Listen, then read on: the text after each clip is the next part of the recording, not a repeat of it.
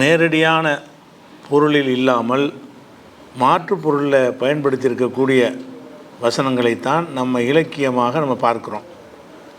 அந்த மாதிரியான ஒரு விஷயம் என்னென்னு கேட்டால், இறைவனை பற்றி அல்லாஹ் தன்னை பற்றி சொல்லும் பொழுது மனிதர்களுக்கு ரொம்ப நான் நெருக்கமாக இருக்கிறேன் அப்படிங்கிற மாதிரி சில இடங்களில் அல்லாஹ் சொல்கிறான். எந்த அளவுக்கு நெருக்கமாக இருக்கிறான்னு கேட்டால், நம்ம பிடரி நரம்பு இருக்குல்ல, அதை விட நான் நெருக்கமாக இருக்கேன். ஒவ்வொரு மனிதனுக்கும் அவனுடைய பிடரி நரம்பு தான் ரொம்ப கிட்ட உள்ளது, அதான் ஜங்ஷன். அப்போ எனக்கு பிடரி நரம்பு தான், எனக்குண்டா மூளை தான், நான் என்பது மூளை தானே. மூளைக்கு ரொம்ப பக்கத்தில் உள்ளது எதுன்னு கேட்டால் பிடரி நரம்பு தான். அப்போ பிடரி நரம்பு தான் ஒருவனுக்கு அருகில் இருக்கிறது, அதை விட நான் அருகில் இருக்கிறேன் அப்படிங்கிற கருத்துப்பட குர்ஆனில் வசனம் இருக்கிறது. உதாரணமாக 50வது அத்தியாயத்தில் 16வது வசனம், உலகது ஹலக்னல் இன்சான், மனிதனை நாம் படைத்திருக்கிறோம், வ நஅலமு மா துவஸ்விஸு பிஹி நஃப்ஸுஹு, அவனுடைய உள்ளத்தில் ஏற்படுகிற ஊசலாட்டங்களையும் நான் அறிகிறேன், நாம் அறிகிறோம். வ நஹ்னு அக்ரபு இலைஹி மின் ஹப்லில் வரீத், பிடரி நரம்பை விடவும் நாம் அவனுக்கு நெருக்கத்தில் இருக்கிறோம் அப்படின்ட்டு 50-16 வசனத்தில் இருக்கிறது. அதே மாதிரி 56வது சூறாவில் 85வது வசனத்தில் அல்லாஹ் சொல்கிறான், ஃபலவுலா இதா பலகத்தில் ஹுல்கும், உயிர் தொண்டை குழியை அடையும் போது, சாவை கிடக்கும் பொழுது, அன்தும் ஹீனைதின் தந்துரும், நீங்கள் அதை பார்த்து, ஒருத்தர் சாவை கிடக்கிறான்னா நீங்கள் பார்த்துக்கிட்டே இருக்கிறீங்க. ஓ நஹ்னு அக்ரபு இலைஹி மின்கும், உங்களை விட அவனுக்கு நாம் தான் நெருக்கமாக இருக்கிறோங்கிறான்ல. ஒருத்தன் சாவை கிடக்கிறான், அவன் பக்கத்தில் நீங்கள் இருக்கிறீங்க, நீங்கள் தான் பக்கத்தில் இருப்பார் நினைக்கிறீங்க, உங்களை விட நான் பக்கத்தில் இருக்கிறேன் அப்படிங்கிற வாசகத்தை அல்லாஹ் சொல்கிறான். அப்போ ஒரு மனிதனுக்கு மிக நெருக்கமாக அல்லாஹ் இருக்குதா சொல்கிறான் இல்லையா. இந்த விஷயத்தை தவறாக புரிந்து கொண்டு பிற மதத்தில் உள்ள கடவுள் நம்பிக்கையை போல இஸ்லாத்துடைய நம்பிக்கையும் சில பேர் என்ன செய்கிறாங்கன்னா மாற்ற பார்க்குறாங்க. பிற மதத்துடைய நம்பிக்கை என்னென்னு கேட்டால், இறைவன் என்றால் அவன் தூண்லையும் இருப்பான், துரும்புலையும் இருப்பான், அதுலையும் இருப்பான், இதுலையும் இருப்பான், இதில் வேண்டாலும் இருப்பான், எல்லாமே காணும் பொருள் எல்லாம் இறைவன் தான் சொல்கிறாங்கல்ல. ஏன்னு கேட்டால் அவன் அல்லாஹ் நெருக்கமாக எல்லாத்துலையும் நெருக்கமாக இருக்கேங்கிறான். ஒவ்வொருத்தருக்கும் நெருக்கமாக இருக்கிறேன்னு பல அல்லாஹ் வந்துடுவான்ல. ஒவ்வொருத்தன் சாகும் பொழுதும் அவனுக்கு நெருக்கமாக எல்லாம் இருக்கிறான், இவனுக்கு நெருக்கமாக இருக்கான், இவனுக்கு நெருக்கமாக இருக்கான்னு வரும் பொழுது இதுபடித்தானே அவன் மற்ற மதத்தினுடைய கொள்கையும் இருக்குது. மற்ற மதத்துடைய கொள்கை எப்படி இருக்குன்னு கேட்டால், இறைவன் எல்லாத்துலேயும் இருக்கிறான். அதாவது இப்போ இறைவனுடைய இந்த சக்தியை புரிந்து கொள்கிறதுக்கு அவங்களுக்கு திராணி இல்லாமல் என்ன செய்கிறாங்கன்னு கேட்டால், இறைவன் எல்லா இடத்துலையும் இருக்கிறான்னு வார்த்தையை சொல்லிவிடுறாங்க. ஆனால் இறைவன் எல்லாத்துலேயும் இருக்கிறான்னு சொல்லுவது ஒரு வாய் சமாதானத்துக்கு சொல்கிறாங்களே தவிர சிந்தித்து பார்த்தாங்கன்னா சொல்ல மாட்டாங்க. எதுலையெல்லாம் இறைவன் இருக்கிறான் என்று இவங்க நினைக்கிறாங்களோ அதெல்லாம் அழிகிறத பார்க்குறாங்க.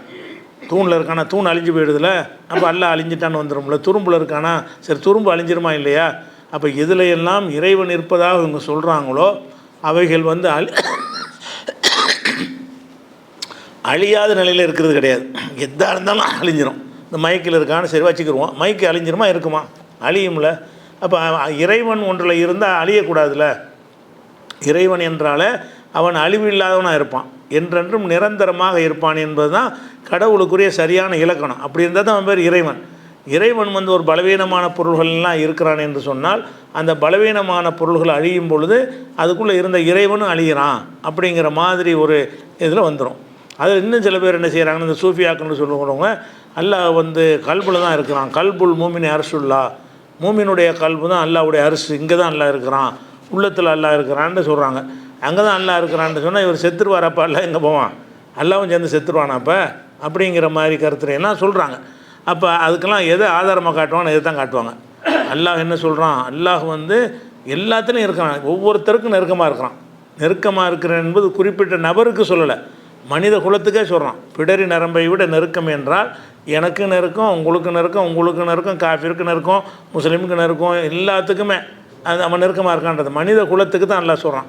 மனித குலத்தை நோக்கி சொல்கிறான், உங்களுடைய பிடரி நரம்பை விட நான் நெருக்கமாக இருக்கிறேன் அப்படின்னு சொன்னால் ஒவ்வொரு மனுஷனுக்கும் நெருக்கமாக இருக்கிறான். அப்போ ஒரு நேரத்தில் இப்போ 500 கோடி மக்கள் உலகத்தில் 600 கோடி மக்கள் இருக்கிறாங்கன்னா 600 கோடி பேர்கிட்ட நல்லா இருக்கிறான். இப்போ 600 கோடி இறைவன் ஆயிடுறான் அப்படின்னு அர்த்தம் வருமெல்லாம் சிந்திக்க மாட்டேங்கிறாங்க.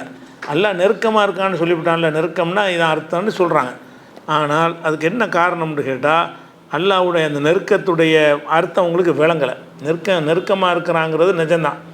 ஆனால் நெருக்கமாக இருக்கிறான்னு சொன்னால் இப்போ என்னுடைய பிடரி நரம்பில் இருக்குன்னா இங்கே இருக்கான்னு வரும்ல, இங்கே இருக்கிறான்னா அதுக்கு வேறு அர்த்தமா. நெருக்கமாக இருத்தல் என்பதை உலகத்தில் கூட என்ன செய்வோம்னு கேட்டால் அந்த நெருக்கிக்கிட்டு ஒட்டிக்கிட்டு இருக்கிறதுக்கும் சொல்லுவோம். ஒரு கொள்கையில் உடன்பாடு, நமக்கு நெருக்கமான ஆள் அப்படின்னு சொல்லுவோம். அவன் எங்கேயே இருப்பான், இவன் எங்கேயே இருப்பான். உங்கள் சொந்தக்காரன் ஒருத்தன் அவன் அமெரிக்காவில் இருப்பார், அவர் நம்ம நெருக்கமான ஆள் தம்பிங்க. அமெரிக்காவில் இருக்கிறவர் இப்படி நெருக்கமாவார், பல்லாயிரம் கிலோமீட்டருக்கு அப்பால் அவர் இருக்கிறார், நீங்கள் இங்கே இருக்கிறீங்க, நெருக்கமே இல்லை. ஆனால் நெருக்கமுறமா இல்லையா? நெருக்கமாக இல்லாட்டாலும் அந்த உடலால் உள்ள நெருக்கம் தாண்டி கொள்கையினால் ஒரு நெருக்கம், அன்பினால் உள்ள நெருக்கத்துக்கெல்லாம் அந்த வார்த்தையை சொல்லுவோம். அதனால் நெருக்கம்னு வந்தவனை ஒட்டிக்கிட்டு இருக்கிறான், இங்கே உட்காந்துட்டாங்கிற அர்த்தம் அப்படி தான் கொடுக்கணும் அவசியம் கிடையாது. அந்த அர்த்தத்துக்கு இருக்குது. 2 பேர் பக்கத்தில் ஒட்டிக்கிட்டு உட்காந்துருந்தாங்கன்னா நெருக்கமாக இருக்கிறாங்கன்னு சொல்லலாம். அல்லது 2 பேர் நண்பர்களாக இருக்கிறாங்க, வினை விரியாமல் இருக்கிறாங்கன்னா அப்பவும் சொல்லலாம். ஆனால் 2 பேர் சேர்ந்துருக்க மாட்டாங்க. இவன் ஒரு ஊரில் இருப்பான், அவன் ஒரு ஊரில் இருப்பான். இவன் ஒரு ஆஃபீஸில் வேலை பார்ப்பான், அவன் ஒரு ஆஃபீஸில் வேலை பார்ப்பான். ஆனால் 2 பேர் நண்பர்கள், இணை பிரியா நண்பர்கள்ங்கிறோம்ல, நெருக்கமாக இருக்கிறார்கள்ங்கிறோம். அப்போ நெருக்கமாக இருத்தல் என்பதற்கு நெருக்கமாகவே இருக்கிற அசல் அர்த்தம் இருக்குல்ல, ஒட்டிக்கிட்டு இருக்கிறது, அந்த அர்த்தமும் இருக்குது அந்த சொல்லுக்கு. அதே அர்த்தம் அது கம்மியாக தான் இருக்குது. நெருக்கமாக இருத்தல் என்பதற்கு நேரடி அர்த்தம் கொடுப்பது குறைந்த சொற்கள் தான். பாக்கி எல்லாமே நெருக்கத்துக்கு எதை சொல்லுவாங்கன்னு கேட்டால், அவங்களுக்கு மத்தியில் பகை இல்லை, சண்டை இல்லை, ஒரு அந்யோன்யமாக இருந்தாலே என்ன செய்வாங்க, நெருக்கமாக இருக்காங்கன்னு சொல்லுவாங்க. அவங்க 2 பேரும் ஒட்டிக்கிட்டுலாம் இருக்க மாட்டாங்க. வெகு தொலைவில் இருந்தாலும் சரி, அந்த உள்ளத்தால் அவங்களுக்கு நெருக்கம் இருந்துச்சுன்னு சொன்னால் நெருக்கமாக இருக்கிறார்கள் அப்படின்னு சொல்லுவோம். இப்படி 2 அர்த்தம் இருக்கும் பொழுது எந்த அர்த்தம் கொடுப்பது இறைத்தன்மைக்கு ஏற்றதுன்னு சிந்திக்கணுமா இல்லையா? இறைவன் நெருக்கமாக இருக்கிறான்னா ஒவ்வொரு மனுஷன்ட்டையும் இறைவன் வர்றான்னு இப்படி அர்த்தம் செய்ய முடியும். அப்படி செஞ்சிங்கன்னா அப்போ இறைவன் நிறைய இறைவன் வந்துடுவானே. அப்போ என்ன மாதிரி தான் அதுக்கு அர்த்தம் செய்கிறதுன்னு நம்ம சிந்திச்சு பார்த்தோம்னு சொன்னால், இந்த நெருக்கத்தை சொல்லும்போது அல்லாஹ் என்ன செய்யறான்னா, சில இடங்களில் நெருக்கமாக இருக்கிறதுக்கு அர்த்தத்தை அவனே சொல்லி தந்துடுறான். எப்படி சொல்கிறான்னு கேட்டால், 2வது சூறாவில் 186வது வசனத்தில், ஒய்தாசா அலக்க இபாதி அன்னி, எனது அடியார்கள் என்னை பற்றி உம்மிடத்தில் கேட்டார். ரசூல்லா பார்த்து அல்லாஹ் சொல்கிறான், எனது அடியார்கள் என்னை பற்றி உன்னிடத்தில் கேட்பார்களேயானால் இப்போ இன்னி கரீப், நான் அருகில் இருக்கிறேன் என்று சொல்லு. பதில் அல்ல, யாராவது கேட்பாங்க அல்லாஹ் எங்கே இருக்கிறான்னு கேட்டால் கிட்ட தான் இருக்கிறான்னு சொல்கிறான். அல்ல சொல்லிவிட்டு அதுக்கு அர்த்தத்தை எல்லாம் சொல்கிறோம். கிட்ட இருக்கிறதுக்கு என்ன அர்த்தம்னு கேட்டால், உஜீபு தாவத்த தாய் இதா தான், பிரார்த்தனை செய்யும்போது அவன் பிரார்த்தனையை நான் ஏற்றுக்கிறேன், அதான் அர்த்தம். கிட்ட இருக்கிறதுக்கு அர்த்தம் கிட்ட ஒட்டிக்கிட்டான்னு அர்த்தம் இல்லை. நீ இங்கேருந்தே கேளு, நான் அங்கேருந்தே உன்னுடைய பிரார்த்தனை நான் ஏற்றுக்கிறேன். அந்த நெருக்கமாக இருக்கிறேன் என்று சொல்லிவிட்டு அருகில் இருக்கிறேங்கிற கரீபுங்கிற வார்த்தையை சொல்லிவிட்டு அல்ல என்ன செய்கிறான்னு கேட்டால், உஜீபு, நான் பதிலளிக்கிறேன். நெருக்கமாக இருக்கிறதுக்கு அர்த்தம் என்னென்னு கேட்டால், நான் ரிப்ளை கொடுப்பேன். தூரமாக இருக்கிறவன் ரிப்ளை தரமாட்டான். அப்போ உடனே ரிப்ளை தரக்கூடியவனாக இருக்கிறேன். தாவத்தை தாய், துவா செய்கிறவனுடைய துவாவுக்கு நான் ரிப்ளை பதில் தருகிறேன் அப்படின்னு சொல்லிட்டு, அதனால் என்கிட்டே கேளுங்க, நான் கிட்டத்திலான இருக்கிறேன், வேறு ஆள் போய் கூப்பிட்றேன் நல்லா கேட்குறான். இந்த கிட்டத்தில் இருக்கிறேங்கிறதுக்கு அர்த்தம் என்னென்னு கேட்டால், நீ இங்கேருந்து கேட்டாலும் கிட்டத்தில் உள்ளவன் எப்படி கேட்பானோ அப்படி அல்லாஹ் கேட்பான். அல்லாஹ் கிட்டத்துலலாம் இல்லை, அவனுக்குன்னு ஒரு இடம் அது தண்ணி பின்னாடி நான் சொல்கிறேன். அல்லாஹ் எங்கே இருக்கிறான் என்பதற்கு இஸ்லாத்தில் நிறைய ஆதாரங்கள் இருக்குது. அந்த ஆதாரத்தின்படி அல்லாஹ் எங்கே இருக்கணுமோ அங்கே தான் இருக்கிறான். இருந்து கொண்டு அங்கே இருந்தாலும் இங்கே உள்ளதை பார்ப்பான், அங்கே இருந்தாலும் இங்கே உள்ளதை கேட்பான், அங்கே இருந்தாலும் அகில உலகத்தையும் கண்காணிப்பான். அப்படிங்கிற ஒரு அர்த்தத்துக்கு தான் நெருக்கம்னு சொல்கிறோமே தவிர, அவனே வந்துக்கிட்டு நெருக்கமாக இருக்கிறான்னு அர்த்தம் கிடையாது. அப்படிங்கிறதுக்கு தான் அல்லாஹ் என்ன செய்கிறான்னு கேட்டால், இந்த 186 அதுக்கு ஒரு விளக்கத்தை சொல்லி போடுறான். எப்படி நான் பிரார்த்திப்பவருடைய பிரார்த்தனைக்கு இப்போ நெருக்கமாக இருக்கிறேன், அதாவது பிரார்த்தனைக்கு பதிலளிக்கிறேன், அதான் நெருக்கத்துக்கு அர்த்தம். அதே மாதிரி சாலிஹ் அலைஹிஸ்ஸலாம் அவர்கள் சமூக சமுதாயத்துக்கு போய் இறைவனை பற்றி சொற்பொழிவு நிகழ்த்துறாங்க, விளக்கம் சொல்கிறாங்க. அப்போ என்ன செய்கிறாங்கன்னு கேட்டால், இன்ன ரப்பி, எனது இறைவன் கரீபுன், அருகில் இருக்கிறான், முஜீபுன், பிரார்த்தனை ஏற்றுக்கொள்கிறான். கரீபுக்கு அர்த்தத்தை சேர்த்துறார். கரீபுன் முஜீபுன், என் இறைவன் அருகில் இருக்கிறான், முஜீபுனா பிரார்த்தனைக்கு பதிலளிப்பவனாக இருக்கிறான். அப்போ நெருக்கமாக இருக்கிறதுக்கு என்ன அர்த்தம்னு கேட்டால், நெருக்கமாக உள்ள ஆள்கிட்ட கேட்டால் அவன் உன்னுடைய பிரார்த்தனை காதில் விழுவுமா விழுவாதா?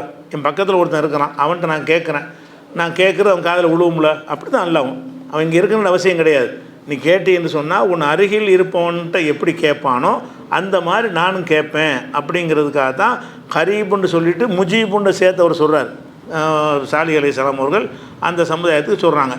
அதே மாதிரி நபிகள் நாயகம் ஸல்லல்லாஹு அலைஹி வஸல்லம் அவங்களையே அல்லாஹ் சொல்ல சொல்கிறான். 34வது சூறாவில் 50வது வசனத்தில், இன்னஹு இன்னஹு சமீஉன் கரீப், எனது இறைவன் அனைத்தையும் செவிமடுப்பவனாகவும் அருகிலும் இருக்கிறான். அவன் இறைவன் அருகே இருக்கிறாங்கிறதுக்கு என்ன அர்த்தம்னா கேட்குறான், செவிமடுக்கிறான். இங்கேருந்து பேசுனீங்கன்னா பல லட்சம் கோடி மைல்களுக்கு அப்பால் இருக்கக்கூடிய இறைவன் வந்து கேட்க முடியாது. ஒரு குறிப்பிட்ட தொலைவுக்கு மேலே போனால் கேட்குற சக்தி இல்லாமல் போயிடும். ஆனால் அல்லாஹ் என்ன செய்கிறான்னு கேட்டால், எங்கேயோ தொலைவில் அவன் இருப்பான், இருந்தாலும் இங்கே பேசுகிறது அவனுக்கு கேட்கும். அவன் கேட்குறான் என்பது தான் நெருக்கமாக இருக்கிறான் என்பதுக்கு அர்த்தம் என்பதை 34-50 வசனத்தை நல்லா சொல்லி காட்டுறான். இதை எதுக்குன்னா அந்த நெருக்கமாக இருக்கிறதுடைய அர்த்தத்துக்கு தான். இதே மாதிரி என்ன செய்வாங்கன்னு கேட்டால், இன்னும் சில இடங்களில் வந்து அல்லாஹ் வந்து உங்களோடு இருக்கிறான்ங்கிற மாதிரி தான் வரும். இந்த பிடரி நரம்பில் இருக்கிறான்னு சொன்ன மாதிரி அல்லாஹ் என்ன செய்கிறான், அல்லாஹ் அவங்களோட இருப்பான், அல்லாஹ் இவங்களோட இருப்பான், உங்களோட இருப்பான், என்னோட இருப்பான், அப்படிலாம் வசனங்கள் இருக்குது. என்னோட இருப்பான்னா என்ன அர்த்தம்? என்னோட இருப்பான்ங்கிறது நம்ம மொழியில் கூட சொன்னால் என்ன அர்த்தம் வரும்? என்னோட ஒட்டிக்கிட்டு இருக்கிறவனும் என்னோட இருக்கான்னு சொல்லலாம். என்னுடைய கொள்கையில் இருக்கிறவனே, என்னுடைய உறவாக இருக்கிறவனே என்னோட இருக்கிறான்னு சொல்லலாம். ரெண்டு அர்த்தம் உள்ளது தான் அது. அந்த மாதிரியான வசனங்களை எடுத்துக்கொண்டு என்ன செய்வாங்கன்னு கேட்டால், இதுக்கு ரிலேட்டிவாக அவங்க கொண்டாந்து வைப்பாங்க. எப்படி வைப்பாங்கன்னு கேட்டால், அதாவது தகினும், நீங்கள் வந்து கோழைத்தனமாகி விடாதீர்கள், அன்துமுல் ஆலவுன, நீங்கள் தான் உயர்ந்தவர்கள், ஒல்லாஹு மாக்கும், அல்லாஹ் உங்களோடு இருக்கிறான். நீங்கள் தான் உயர்ந்த ஆளுக்கு. காரணம் என்னென்னு கேட்டால், அல்லாஹ் உங்களோடு இருக்கிறான்னு வந்துருச்சு. அல்லாஹ் உங்களோடு இருக்கிறான்னு மூமின்களை பார்த்து சொல்கிறான். அப்போ நம்மளாம் மூமின்கள்னால் நம்மளோட அல்லாஹ் இருக்கிறான்னா அல்லாஹ் அந்த பக்கத்தில் உட்கார்ந்துருக்கான்னு அர்த்தமா, அல்லது நம்முடைய பிரார்த்தனைகளை நம்ம செய்கிறத பார்த்துக்கிட்டு நம்ம பேசுகிறத கேட்டுக்கொண்டும் நம்ம தேவையை நிறைவேற்றி தந்து கொண்டும் இருக்கிறான், அதுதான் உங்களோட இருக்கிறதுக்கு அர்த்தமானு கேட்டால், இந்த ரெண்டாவது அர்த்தம் தான் அது கொடுக்கணும். அது கொடுக்கணுங்கிறதுக்கு வேறு உதாரணங்களையும் குர்ஆன்லேருந்து நம்ம காட்டலாம். அதே மாதிரி வந்து இறைவனை அவனை பற்றி சொல்லும் பொழுது, அவன் தான் 6 நாளில் இதெல்லாம் படைச்சான்னு சொல்லிட்டு என்ன செய்கிறான்னு கேட்டால், ஒஹோமாக்கும், அல்லாஹ் வந்து உங்களோட இருக்கிறான். ஐனமா கொடுத்தும், நீங்கள் எங்கே இருந்தாலும் சரி அல்லாஹ் உங்களோட தான் இருக்கிறான். இங்கே இருந்தால் இங்கே என்னோட இருப்பான். நான் வந்து கடத்தூருக்கு போனால் அங்கேயும் அல்லாஹ் என்னோட இருப்பான். நான் வீட்டுக்கு போனால் வீட்டில் என்னோட அல்லாஹ் இருப்பான். நான் எங்கே இருந்தாலும் என்னோட அல்லாஹ் இருப்பான். என்னோட மட்டும் ஒவ்வொருத்தருடைய, உங்களோடுங்கிறது ஒவ்வொரு மனிதனையும் தான் குறிக்கும். அப்போ ஒஹுவமாக்கும், அவன் வந்து உங்களோடு இருந்து கொண்டு இருக்கிறான். ஐனமா குன்தும், நீங்கள் எங்கே இருந்தாலும் சரி உங்களோட அல்லாவும் சேர்ந்துருக்கிறான். அப்படின்னா இப்போ 1 கோடி பேர்கிட்ட இருந்தால் 1 கோடி பேர்கிட்ட இருப்பான்னு வந்துருமே. 600 கோடி பேர்கிட்ட இருக்கிறான்னு சொன்னால் அத்தனை அல்லாவாக இருக்கிறான், ஒருத்தன் தானே இருக்கிறான்.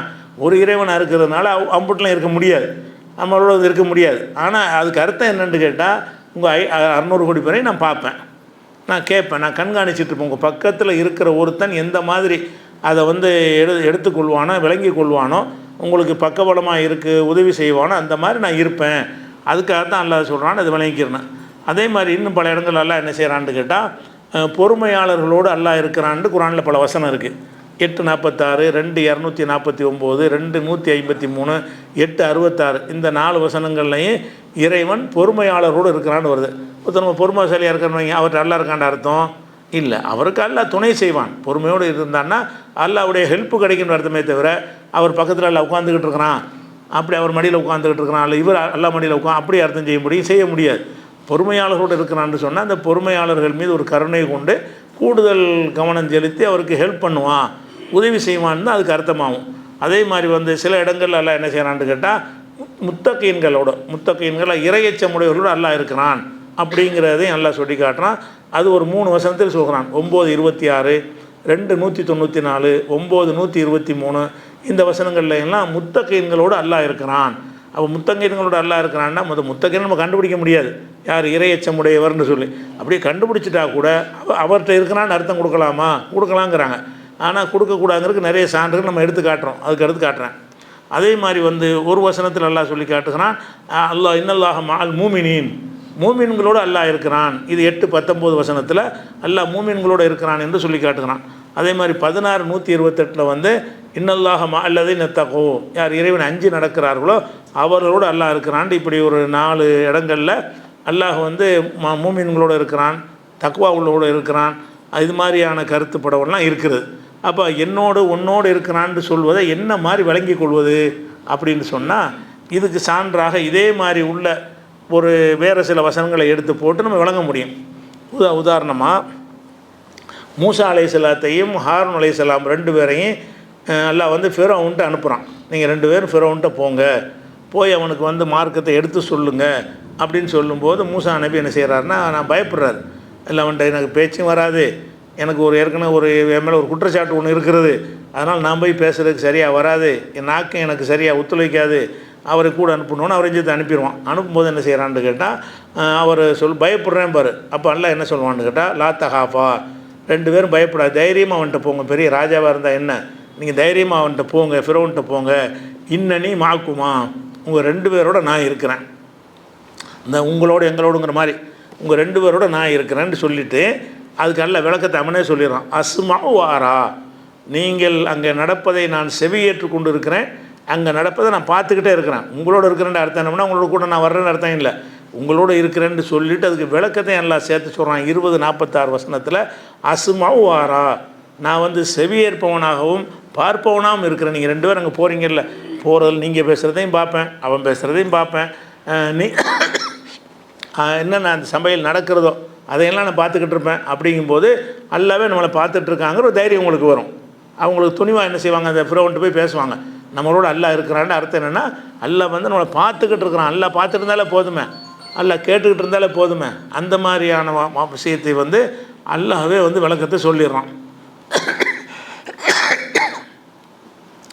அதே மாதிரி எல்லாம் என்ன செய்கிறான்னா இன்னொரு இடத்துல இதே சம்பவத்தை மூசா நபி ஹாரூனை சொல்லும் பொழுது உலகும் அலைய தன்புன் ஃபஹாஃப யக்துலுன், எனக்கு ஒரு குற்றம் இருக்கிறது, அதனால் என்னை கொன்றுவாங்கன்னு நான் பயப்படுறேன் அப்படின்னு சொன்னவுடனே அல்லாஹ் சொல்லுவான், கல்லா அப்படி கிடையாது, ஃபத்ஹபாபி ஆயாத்தினா, என்னுடைய சான்றுகளோட சும்மா உங்களுக்கு போச்சுல்லையே, கைத்தடியை போட்டால் பாம்பாக மாறும், கையிலிருந்து ஒரு பிரகாசம் வரும், இது மாதிரியான சில அற்புதங்களை கொடுத்தானே உங்களை அனுப்புகிறேன், அதனால் எனது அற்புதத்தோடு நீங்கள் போங்க, இன்னா மாக்கும் முஸ்தமியூன், நான் உங்களோடு உங்கள் 2 பேரோடு செவியேற்று கொண்டே இருப்போம். முஸ்தமியூன்கிறான்ல, உங்களோட இருப்பேன் என்ன அர்த்தம்னு கேட்டால் நீங்கள் போய் அங்கே பேசுகிற எல்லா பேச்சுக்களையும் எனக்கு கேட்குற விதமாக தான் நீங்கள் பேச போகிறீங்க, அப்படி ஏதாவது பாரதூரமாக இருந்தால் நான் உங்களுக்கு நின்றுவேன், உங்களுக்கு எந்த இதுவும் பிறவுன்னு செய்யாமல் நான் காப்பாற்றிடுவேங்கிறதுக்காக தான் அல்லாஹ் என்ன செய்கிறான்னா இன்னாமாக்கும் முஸ்தமியூன், நான் உங்களோட செவியேற்பவனாக இருக்கிறேன். 26:15 அல்லாஹ் சொல்கிறான். இந்த மாதிரி உள்ள அதே மாதிரி மூசா நபி என்ன செய்வாங்கன்னு கேட்டால் அந்த ஃபிரௌன் விரட்டிட்டு வருவான். விரட்டிட்டு வரும்போது எத்தாப்பில் கடல் வந்துடும், அவன் எந்த பக்கம் இவன் வந்துடுவான், நடுவில் மாட்டிக்கிடுவாங்க. அப்போ அவருடைய தோழர்கள்லாம் சொல்லுவாங்க, யா மூசா கால அசஹாபு மூசா இன்னால முதரக்கூன், மூசாவுடைய தோழர்கள்லாம் சொல்வார்கள், நாம் மாட்டிக்கொண்டோம். 26வது சூறாவில் வரக்கூடிய 61வது வசனம். அப்போ மூசா நபி சொல்லுவாங்க, கல்லா இல்லை மாட்டிக்கல, அதாவது இந்த பக்கம் கடல் இந்த பக்கம் எதிரி, நடுவில் இருந்தால் மாட்டிக்கிறது தான் அர்த்தம், நம்ம பார்வையில் மாட்டிக்கொண்டாத தான் அர்த்தம், மனித பார்வையில். அதை தான் மூசா நபியுடைய சகாக்கள் அதைத்தான் ஒரு மூசா நபிகிட்ட முறையிடுறாங்க. அப்போ எல்லாம் என்ன செய்கிறான்னு கேட்டால் இன்னமாய் ரப்பி, என்னோடு என் இறைவன் இருக்கிறான், சயஹ்தீன், எனக்கு ஒரு வழியை காட்டுவான். இருக்கிறானுக்கு அர்த்தம் வழி காட்டுறது தான். கடல் அடிக்க சொல்லி பழக்க சொன்னான்ல, அங்கே இங்கிட்டு கடலுங்கிட்ட அவன் நிற்கிறான் சரிதான், ஆனால் என்னோட அல்லாஹ் இருக்கிறானே அவன் என்ன செய்வான், சயஹ்தீன், எனக்கு வழிகாட்டுவான். அல்லாஹ் என்னோடு இருக்கிறானுக்கு அர்த்தம் எனக்கு உதவி செய்வான், எனக்கு வழிகாட்டுவான், நான் பேசுகிறது கேட்பான், இந்த அர்த்தம் தான் கொடுக்கணும். அதை சேர்த்து அவர் சொல்கிறார். அதே மாதிரி இந்த ஹிஜ்ரத்து பண்ணி போகும்போது குகையில் மாட்டிக்கிடுவாங்கல்ல 2 பேர், அபூபக்கர் சித்திக் அவர்களும் ரசூலுல்லாவும் அந்த குகையில் மாட்டிக்கிடுவாங்க, எதிரிகள்லாம் வந்துடுவாங்க. அப்போ ரசூலுல்லாஹ் என்ன செய்வாங்கன்னு அவர் அபூபக்கர் சொல்லுவார், நம்ம 2 பேர் தானே இருக்கிறோன்னு சொல்லுவார். அப்போ அவங்க சொல்லுவாங்க 2 இல்லை 3 பேர் இருக்கிறோம் அப்படின்னு சொல்லிவிட்டு, லா தஹசன், கவலைப்படாத, இன்னல்லாஹ மஅனா, அல்லாஹ் நம்மோடு இருக்கிறான் அப்படின்னு என்னை முகமது சொன்னார், அதை நினைத்து பாருங்கள், அல்லாஹ் என்ன செய்கிறான், ரசூலுல்லாஹ்வை யாவப்படுத்துகிறான். அப்போ எங்களோட அல்லாஹ் இருக்கான்னு சொன்னோன்னே என்ன நடந்துச்சுன்னு சொன்னால், அல்லாஹ் இருக்கலை, ஃபன்ஸலல்லாஹு சக்கீனத்துஹு அலைஹி, அவனுடைய அமைதியை அவங்களுக்கு இறக்கி வைத்தான், அந்த பதட்டமெல்லாம் போயிடுச்சு. அல்லாஹ் இருக்கான்னு சொன்னோன்னு என்னவாச்சுன்னா ரசூலுல்லாஹ்வுக்கு அந்த அபூபக்கருக்கும் பதட்டம் இருக்கும்ல, அந்த பதட்டமெல்லாம் போய்விட்டது. வையதஹு பி ஜுனூதின் லம் தரவுஹா, நீங்கள் பார்க்காத ஒரு படையை கொண்டு உங்களை வலுப்படுத்தினான். மலக்குமார்கள்லாம் அனுப்பிவிட்டு அவங்க கண்ணுக்கு தெரியாமல் மறைச்சி என்னுடைய கண்ணுக்கு தெரியாத ஒரு படையின் மூலமாக உங்களை நான் வலுப்படுத்தினேன் அப்படின்ட்டு அல்லாஹ் சொல்கிறான். அப்போ எங்களோட அல்லாஹ் இருக்கான் ரசூலுல்லாஹ் சொன்னதுக்கு அர்த்தம் இதுதான். எங்களோட இருக்கான்னா என்ன அர்த்தம்னு கேட்டால் அவங்க கையில் மாட்டிக்கிறாமல் இருக்கிறதுக்கு என்ன செய்யணுமோ அதெல்லாம் நல்லா செஞ்சிருவான், அவங்க கையில் சிக்காமல் இருக்கிறதுக்கு என்னென்ன ஏற்பாடு செய்யணுமோ அதெல்லாம் செய்வான்னு அர்த்தமே தவிர அவங்களோடையே 3வது ஆள் அவனை இருந்துக்கிட்டு இருந்தான்னு அர்த்தம் கொடுக்கக்கூடாது அப்படிங்கிறத விளங்கிக்கிறோம். இதுக்கு இந்த அர்த்தம் தான் விளங்கணுங்கிறதுக்கு சில ஹதீஸுகள்லேருந்து விளங்கலாம். என்ன செய்யலான்னு கேட்டால் தபூக்குங்கிற போர்லேருந்து ரசூலுல்லாஹ் திரும்பி வர்றாங்க. தபூக்கு ஒரு கஷ்டமான காலத்தில் நடந்த ஒரு போர். அந்த தபூக்கு போயிட்டு என்ன செய்கிறாங்க, அவங்க திரும்பி வர்றாங்க. திரும்பி வரும்போது மதீனாவுக்கு நெருங்கிட்டாங்க. போர்லாம் முடிச்சு ஜெயிச்சுட்டு மதீனாவுக்கிட்ட நெருங்கிட்டாங்க. நெருங்கணும்னு ரசூலுல்லாஹ் சொல்கிறாங்க, இன்னபில் மதீனத்தி அக்வாமன், நம்ம இங்கே போர்லேருந்து வந்துக்கிட்டு இருக்கிறோம், ஆனால் மதீனாவுக்குள்ளே சில பேர் இருக்கிறாங்க. மாசிர்த்தும் மசீரன் ஒலா கதத்தும் வாதியன், நீங்கள் ஒரு சின்ன ஒரு எட்டு எடுத்து வச்சாலும் சரி, ஒரு பள்ளத்தாக்கு கடந்தாலும் சரி, இல்லா காணும் ஆக்கும், அவங்களும் உங்களோட இருக்கிறாங்க அப்படிங்கிறாங்க. நீங்கள் பிரயாணம் பண்ணி போருக்கு போயிட்டு பெரிய தியாகம் பண்ணிட்டு வந்துக்கிட்டு இருக்கிறீங்க, ஆனால் மதீனாவுக்குள்ளே சில பேர் இருக்கிறாங்க, அவங்களும் உங்களோட தான் இருக்கிறாங்கங்கிறாங்க. நீங்கள் ஒரு பள்ளத்தாக்கு கடந்தீங்கன்னு சொன்னால் உங்களோட சேர்ந்து அவங்களும் கடக்கிறாங்கன்னு அர்த்தம். நீங்கள் ஒரு எடுத்து வச்சிங்கன்னு சொன்னால் நீங்கள் மட்டும் 8 வைக்கல, நீங்கள் ஒரு 10 அடி வச்சிங்கன்னா அவங்களும் 10 அடி வைக்கிறாங்கங்கிறாங்க. யாரை பற்றி சொல்கிறாங்க? அங்கே இல்லாத அளப்பு சொல்கிறாங்க. அதாவது அவங்களோட பிரயாணம் பண்ணாமல் மதீனாவில் இருக்கிற மக்களை பற்றி சொல்கிறாங்க. நீங்கள் என்னென்ன காரியமெல்லாம் செஞ்சீங்களோ அதில் எல்லாம் அவங்களும் இருக்கிறாங்க, அவங்க இங்கே இல்லை தான், ஆனால் அவங்களும் இருக்கிறாங்கன்னு ரசூலுல்லாஹ் சொல்கிறாங்க. அப்போ சஹாபாக்கள் சந்தேகம், அங்கே உள்ள ஆளுக்கு இங்கே இருக்காங்கன்னு இவர் யாராவது ஏற்றுக்குருவாங்களா? நம்ம இப்போ கஷ்டப்பட்டு பிரயாணம் பண்ணி வந்துக்கிட்டு இருக்கிறோம், மதீனாவில் உள்ள ஆட்களும் உங்களோட தான் வர்றாங்கண்டா, எப்படி அவங்க தான் இங்கே இல்லையே அப்படின்னு சந்தேகம் வரும்ல. சஹாபாக்களுக்கு சந்தேகம் வருது. யாரை சொல்லலாம்? ஒஹம்பில் மதீனா, அவங்க எப்படி எங்களோட இருப்பாங்க, மதீனாவில் இருக்கிறாங்கங்கிறாங்க. சஹாபாக்கள் டவுட்டு கேட்குறாங்க, நாங்கள் இங்கே இருக்கிறோம், எங்களோட அவங்க இருக்கிறாங்க, இங்கேயில் இருக்கணும், அவங்க இங்கே இருக்கலையே, மதீனாவில் இருக்கிறாங்க, மதீனாவில் இருப்பவர்கள் எப்படி எங்களோட இருப்பாங்க அப்படின்னு கேட்குறாங்க. அப்போ ரசூலுல்லாஹ் சொல்கிறாங்க, ஒஹம்பில் மதீனா, அவங்க மதீனாவில் தான் இருக்கிறாங்க, ஆனால் ஹபசஹமுல் உதுரு, அவங்க அந்த போருக்கு வராமல் ஒரு நோய் போன்ற ஒரு காரணத்தினால் அவங்கள தடுத்து விட்டது, அவங்களுக்கு ஏற்பட்ட ஒரு தங்கடத்தின் காரணமாக அவங்க வராட்டான வரணும்னு நினைக்கிறாங்க பாருங்கள், அதனால அவங்க அவங்களோட இருக்கிறாங்க. நமக்கு இந்த மாதிரி போக முடியாமல் போச்சு, போர் வயிற்று வலியாக வந்துச்சு, தலைவலி வந்துருச்சு, அந்த மாதிரி ஒரு பெரிய லாஸ் ஆகி போச்சு, அப்படி ஏதோ வந்ததுனால சில பேர் போருக்கு போகலை. அவங்க போருக்கு போகாமல் இருந்துக்கலாம். காரணம் என்னென்னு கேட்டால் போகக்கூடாதுன்னு இல்லை, போகணும்னு ஆசைப்பட்டாங்க, ஆனால் சில சூழ்நிலைகளால் மார்க் அனுமதித்த சில காரணங்களால் அவங்களுக்கு போரில் கலந்து கொள்ள முடியலை. அவங்க மனசெல்லாம் அங்கே தான் இருக்கிறது, நம்ம போயிருக்கலாமே, நமக்கு இந்த மாதிரி போக முடியாமல் வயிற்று வலி வந்துருச்சே, நமக்கு தலைவலி வந்துருச்சே, நம்மளும் போயிருந்தால் நம்மளும் ஜாது பண்ணியிருக்கலாமேன்னு தான் நினச்சிக்கிட்டு இருக்கிறாங்க. அதனால ரசூலுல்லாஹ் சொல்கிறாங்க, நீங்கள் தான் ஜிஹாது பண்ணீங்க, நீங்கள் தான் இவ்வளோ நீண்ட தூரத்துக்கு நடந்து பிரயாணம் பண்ணி வந்தீங்க, ஆனால் உங்களோட வராமல் ஊரில் இருக்கிறாங்க பாருங்கள், அவங்களும் உங்களோட இருக்காங்க. அப்போ உங்களோட அர்த்தம் விளங்குதா? உங்களோட இல்லாதாலே உங்களோடங்கிறாங்களா? என்ன அர்த்தம்? அந்த மதீனாவில் இருக்கிற மக்கள் இவங்களோட இருந்தாங்களா? அப்போ அல்லாஹ் உங்களோட இருக்கிறானவன்னு அந்த அர்த்தம் கொடுக்குறீங்கள. மனிதர்களுக்கு போய் சொல்லும்போது ரசூல் அப்படி சொல்லியிருக்கிறாங்களே, மதீனாவில் ஒரு கூட்டம் இருக்கிறார்கள், இவங்க பயணித்து வந்துக்கிட்டு இருக்கிறாங்க, இவங்களுக்கு பெரிய டிஸ்டன்ஸ் இருக்கிறது, அவங்க இவங்களோட இல்லை, இவங்க அவங்களோட இல்லை, ஆனால் அல்லாஹ் என்ன செய்கிறான், அவங்களும் உங்களோட தான் இருக்கிறாங்கங்கிறாங்க ரசூலுல்லாஹ். அவங்க அந்த ஊரில் இருக்கிறவங்களும் உங்களோட தான், இதில் கூலி இல்லை, அல்லாஹ் இடத்துல பரிசு பெறுற விஷயத்தில் நீங்களும் அவங்களும் ஒரே இடத்துல இருக்கிறீங்க, அவங்களுக்கு இந்த கூலி கிடைக்கும், அவங்களும் உங்களோட இப்போ நடந்து வந்ததா இல்லை கணக்கு எடுத்துக்கிறோன்னா, நீங்கள் தான் நடந்து வந்தீங்க, நீங்கள் தான் பள்ளத்தாக்க கடந்தீங்க, ஆனால் அவங்களும் உங்களோட வந்தால் அவங்களுக்கு என்ன கூலி கிடைக்குமோ அந்த கூலி அல்லாஹ் கொடுப்பான். அப்படிங்கிறதுனால தான் என்ன செய்கிறாங்கன்னு கேட்டால், ஒஹம்பில் மதீனா, அவங்க மதீனாவில் இருந்தாலும் ஹபசஹமுல் உதுரு, தக்க காரணத்தினால் அவர்கள் போருக்கு வராமல் நின்று விட்டார்கள், அதனால் அவங்களுக்கு அந்த கூலி இருக்குங்கிறாங்க. இப்போ உங்களோட இருக்கிறார்கள், அந்த அதே மாங்கிற வார்த்தை தான் வருது. உங்களோட இருக்கிறார்கள் எப்படி விளங்கிக்கிறோம்? அவங்களோட இல்லவே இல்லையா? சஹாபாக்கள் எங்கள்கிட்ட இல்லைன்னு கேட்குறாங்க, எங்களோட அவங்க எங்கே இருக்கிறாங்க? மதீனாவில் இருக்கிறாங்க. மதீனாவில் இருக்கிற ஆட்களை எங்களோடன்னு எப்படி சொல்கிறேன்னு கேட்குறாங்கல்ல. அப்போ எங்களோட இல்லாட்டாலும் எங்களோடன்னு சொல்கிறோம்ல, என்ன அர்த்தம்?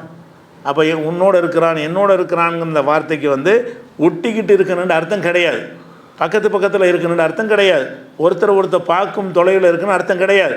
அவங்க எங்கே இருக்கலாம், இவங்க எங்கே இருக்கலாம், மனசால் அவங்க இணைஞ்சிருந்தார்களே ஆனால் இதை சொல்லலாம், உங்களோட இருக்கிறான் என்னோட இருக்கிறான்னு சொல்லலாம் என்பதற்கு இந்த ஒரு ஹதீஸை நம்ம ஆதாரமாக நிறைய இந்த மாதிரி ஹதீஸ் இருக்குது. இது புகாரில் 4423வது ஹதீஸில் இருக்குது. அதே மாதிரி ரசூல் ஸல்லல்லாஹு அலைஹி வஸல்லம் அவங்கள பற்றி ஒரு 48 சூறாவில் 29வது வசனத்தில் அல்லாஹ் சொல்லி காட்டுகிறான், முஹம்மது ரசூலுல்லா, முஹம்மது அல்லாஹ்வுடைய தூதர், வல்லதீன மாஹு, அவருடன் இருப்பவர்கள், அஷித்தா வலல் குஃபாரி, குஃபார்கள் விஷயத்தில் கடுமையாகவும், ருஹமாவு பைனகும், தங்களுக்கு மத்தியில் இரக்கமுள்ளவர்களாக இருப்பார்கள் அப்படின்னு நல்லா சொல்லி காட்டுறான். ரசூலுல்லாஹ்வோடு இருந்த சஹாபாக்கள் இருக்காங்கல்ல, தங்களுக்குள்ள ரொம்ப அன்பாக இருப்பார்கள். குஃபார்னு அந்த சண்டைக்கு வரக்கூடிய மக்கத்து காப்பீர்கள், அவங்க விஷயத்தில் கடுமையாக இருப்பாங்க, காஃபிர்கள் விஷயம் காஃபிர்னா எல்லா காஃபிர்டையும் இல்லை, கடுமையாக யார்கிட்ட இருக்க சொல்லி மார்க்கம் சொல்லுதோ அந்த மாதிரி காஃபிர்கள் விஷயத்தில் கடும்போக்காக இருப்பார்கள். உங்களுக்கு நமக்கு மத்தியில் என்ன செய்வாங்கன்னா அன்போடு இருப்பார்கள்னு வருது. யார்? முகமதோடு இருப்பவர்கள்னு. முகமதில் இருப்பவருக்கு என்ன அர்த்தம்? ரசூல்லாவோட பக்கத்தில் ஒட்டியிருப்பார் அவர் மட்டுமா, ஒட்டுமொத்த உம்மத்துமா? முகமதோடு இருப்பவர்கள் இப்படி இருப்பார்கள்னு சொல்லி ஒட்டுமொத்த சஹாபிக்கு தானே சொல்கிறான். அந்த சஹாபி அங்கே கூட இல்லாமல் இருப்பார், இஸ்லாத்தில் இருப்பார். இஸ்லாத்தில் இருப்பார், மதீனாவில் வியாபாரம் பண்ணிகிட்டு இருப்பார், அந்த தெருவில் இருப்பார், இந்த தெருவில் இருப்பார், வெளியூரில் இருப்பார். அவர்லாம் ரசூல்லாவோட உள்ளவர் தான். முகமதோடு அவங்க இருக்கவில்லை, ஆனால் முகமதோடு இருக்கிறாருன்னு நல்லா சொல்கிறான். முகமதோடு இருப்பவர்கள் அவங்க தங்களுக்கு மத்தியில் அன்பு காட்டிக்கொள்வார்கள்னு சொல்லுவது அப்போ ரசூல்லாட்டு கிட்ட இருப்பாங்களே பிலால் மாதிரி, அவருக்கு மட்டுமா உள்ளது? ரசூலுல்லாவோட இருந்தது யார்? 1-2 சஹாபி இப்போ ஒரு நாள் இருப்பாங்க, மீதி ஆட்களுக்கும் இந்த இது பொருந்துமே.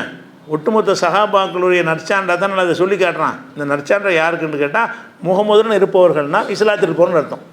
ஆனால் இஸ்லாத்தில் இருப்ப எல்லாரும் ரசூலுல்லாவோட இருப்பாங்க, கிட்டேயா இருப்பாங்க, எவ்வளோ தொலைவில் இருப்பாங்க, பல தெருக்கள் தாண்டி இருப்பாங்க, பல ஊர்கள் தாண்டி இருப்பாங்க, பல கிலோமீட்டர் தாண்டி வியாபாரத்துக்கு கூட போயிருப்பாங்க.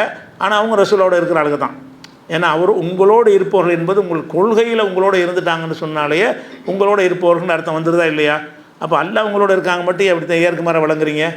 அல்லாஹ் உங்களோட இருக்கிறான்னு சொன்னால் பக்கத்தில் உட்காந்துக்கிட்டான்னு இப்படி அர்த்தம் செய்ய முடியுமா? 2 கலந்து விட்டான்னு செய்ய முடியுமா? செய்ய முடியாது. அங்கே இருந்து கொண்டு நீங்கள் எப்படி அவர்கள் இங்கே இருக்கிறவங்களுக்கு உங்களுக்கு நெருக்கமாக நீங்கள் பார்க்குறீங்களோ அல்லாஹ் உங்களை என்ன செய்வான், நெருக்கமாக பார்ப்பான். அப்படிங்கிற அர்த்தம் தான் அதை கொடுக்கணுங்கிற விளங்கிக்கலாம். அதே மாதிரி இப்போ நமக்கு 9ஆம் அத்தியாயத்தில் 119ஆம் வசனத்தில் எல்லாம் நமக்கு கட்டளை இருக்கிறான். யாய் உள்ளது நாமனும் நம்பிக்கை கொண்ட மக்களை இத்தக்குள்ளாக அல்லாஹ் பயந்துக்கிறங்க. கூணு மா சாதிக்கேன், உண்மை பேசுகிறவர்களோடு நீங்கள் ஆகிவிடுங்கள் அப்படின்னு நல்லா சொல்கிறோம். இதுக்கு என்ன அர்த்தம்? உண்மை ஒருத்தர் பேசுகிறான்னு வைங்க, அவர் கிட்ட போய் உட்காந்துக்குன்னு அர்த்தமா? நீனும் உண்மை சொல்லுன்னு அர்த்தமா? உண்மையாளரோடு ஆகுங்கள் நல்லா சொல்கிறான். அப்போ உண்மையாளரை பார்த்து அவர் பக்கத்தில் போய் உட்காந்துக்கிறன்னு அர்த்தத்தை இது சொல்லவே இல்லை. நீங்கள் அவரை உண்மையாளராக இருக்கிறாரா இல்லையா, அதே மாதிரி நீங்களும் உண்மை சொன்னீங்கன்னா நீ அவரோடு இருக்கிறேன்னு அர்த்தம். உண்மையாளரோடு இருப்பதுக்கு அர்த்தம் என்னென்னு கேட்டால் அவரை போல் நீனும் உண்மை சொல்வேன்னு அர்த்தம், உண்மை சொல்லணும்னு அர்த்தம். அவை நீங்கள்லாம் உண்மை சொல்லுங்கள் என்பதற்கு எல்லாம் என்ன பயன்படுத்துகிறான்னு கேட்டால் உண்மையாளர்களோடு நீங்கள் ஆகிவிடுங்கள், கூணும் நீங்கள் ஆகிவிடுங்கள், மா சாதிகீன் உண்மையாளர்களோடு உண்மை பேசக்கூடிய மக்களோடு நீங்கள் ஆகிவிடுங்கள்.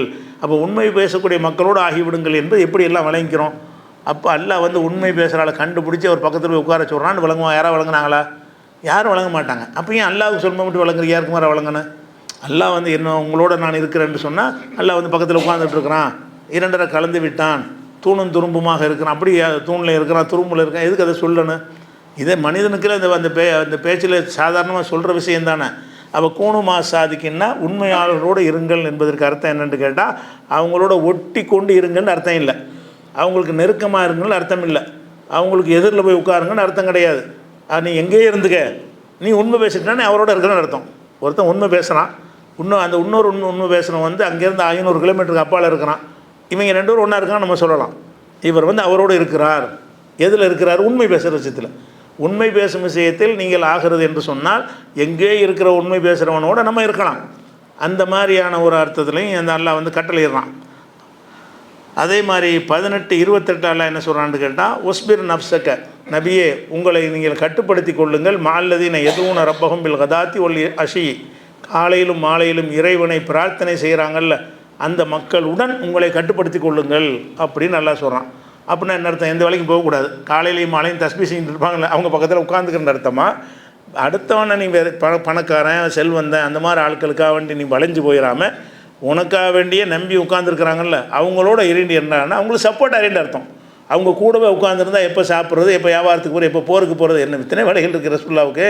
அப்போ ரசூல்லாவை என்ன செய்கிறான்னு கேட்டால் அல்லாவை காலையிலும் மாலையிலும் பிரார்த்திக்கிற மக்கள் இருக்காங்களே அவங்களோட இரு அப்படின்னு சொன்னால் அவங்களோடலாம் இருக்க முடியாது. விளங்குதா? அவங்களோட இருப்பதுக்கு அர்த்தம் என்னன்னு கேட்டால் அவங்களுக்கு உறுதுணையாயிரி.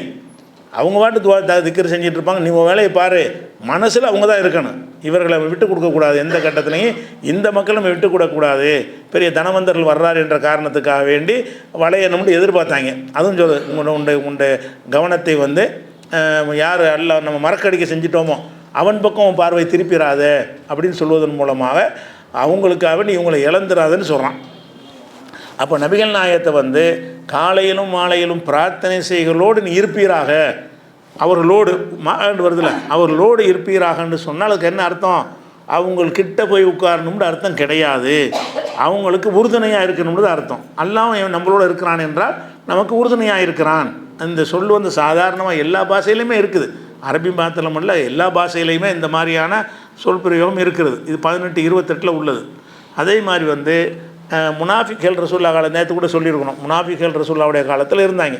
அவங்க என்ன செய்வாங்கன்னு கேட்டால் ரசூல்லாட்ட வந்து உங்கள் ஆளுக்கான்ட்டுருவாங்க. அவங்கள்ட்ட போய் உங்களோட தான் இருக்கிறோம்பாங்க. அப்போ அது எப்படி வருதுன்னு கேட்டால் வைதா லக்குல்லதீன் ஆமனும் காலு ஆமன்னா, நம்பிக்கை கொண்ட மக்களை சந்திக்கும் பொழுது, முஸ்லீம்களை சந்திக்கும் பொழுது காலு ஆமன்னா, நாங்களும் நம்பிக்கை கொண்டோம் என்று சொல்கிறார்கள்.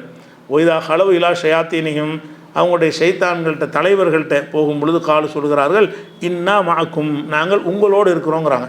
இந்த உங்களோடுக்கு என்ன அர்த்தம்? அவங்களோட அவன் இருக்கலை, இங்கே தான் வந்து பேசிக்கிட்டு இருக்கான், நம்மள்கிட்ட தான் பேசிக்கிட்டு இருக்கிறான், நம்மள்கிட்ட தான் வந்து பேசிக்கிட்டு இருக்கிறான். அங்கே பேசுனதுக்கு சமாதானம் தான் சொல்கிறான். நான் உங்களோட தாங்க இருக்கிறேன், அங்கே போனாலும் நான் உங்களோட தான் இருக்கிறேன், நான் முகமதுடைய சபைக்கு நான் போனாலும் நான் இருப்பது உங்களோட தான்.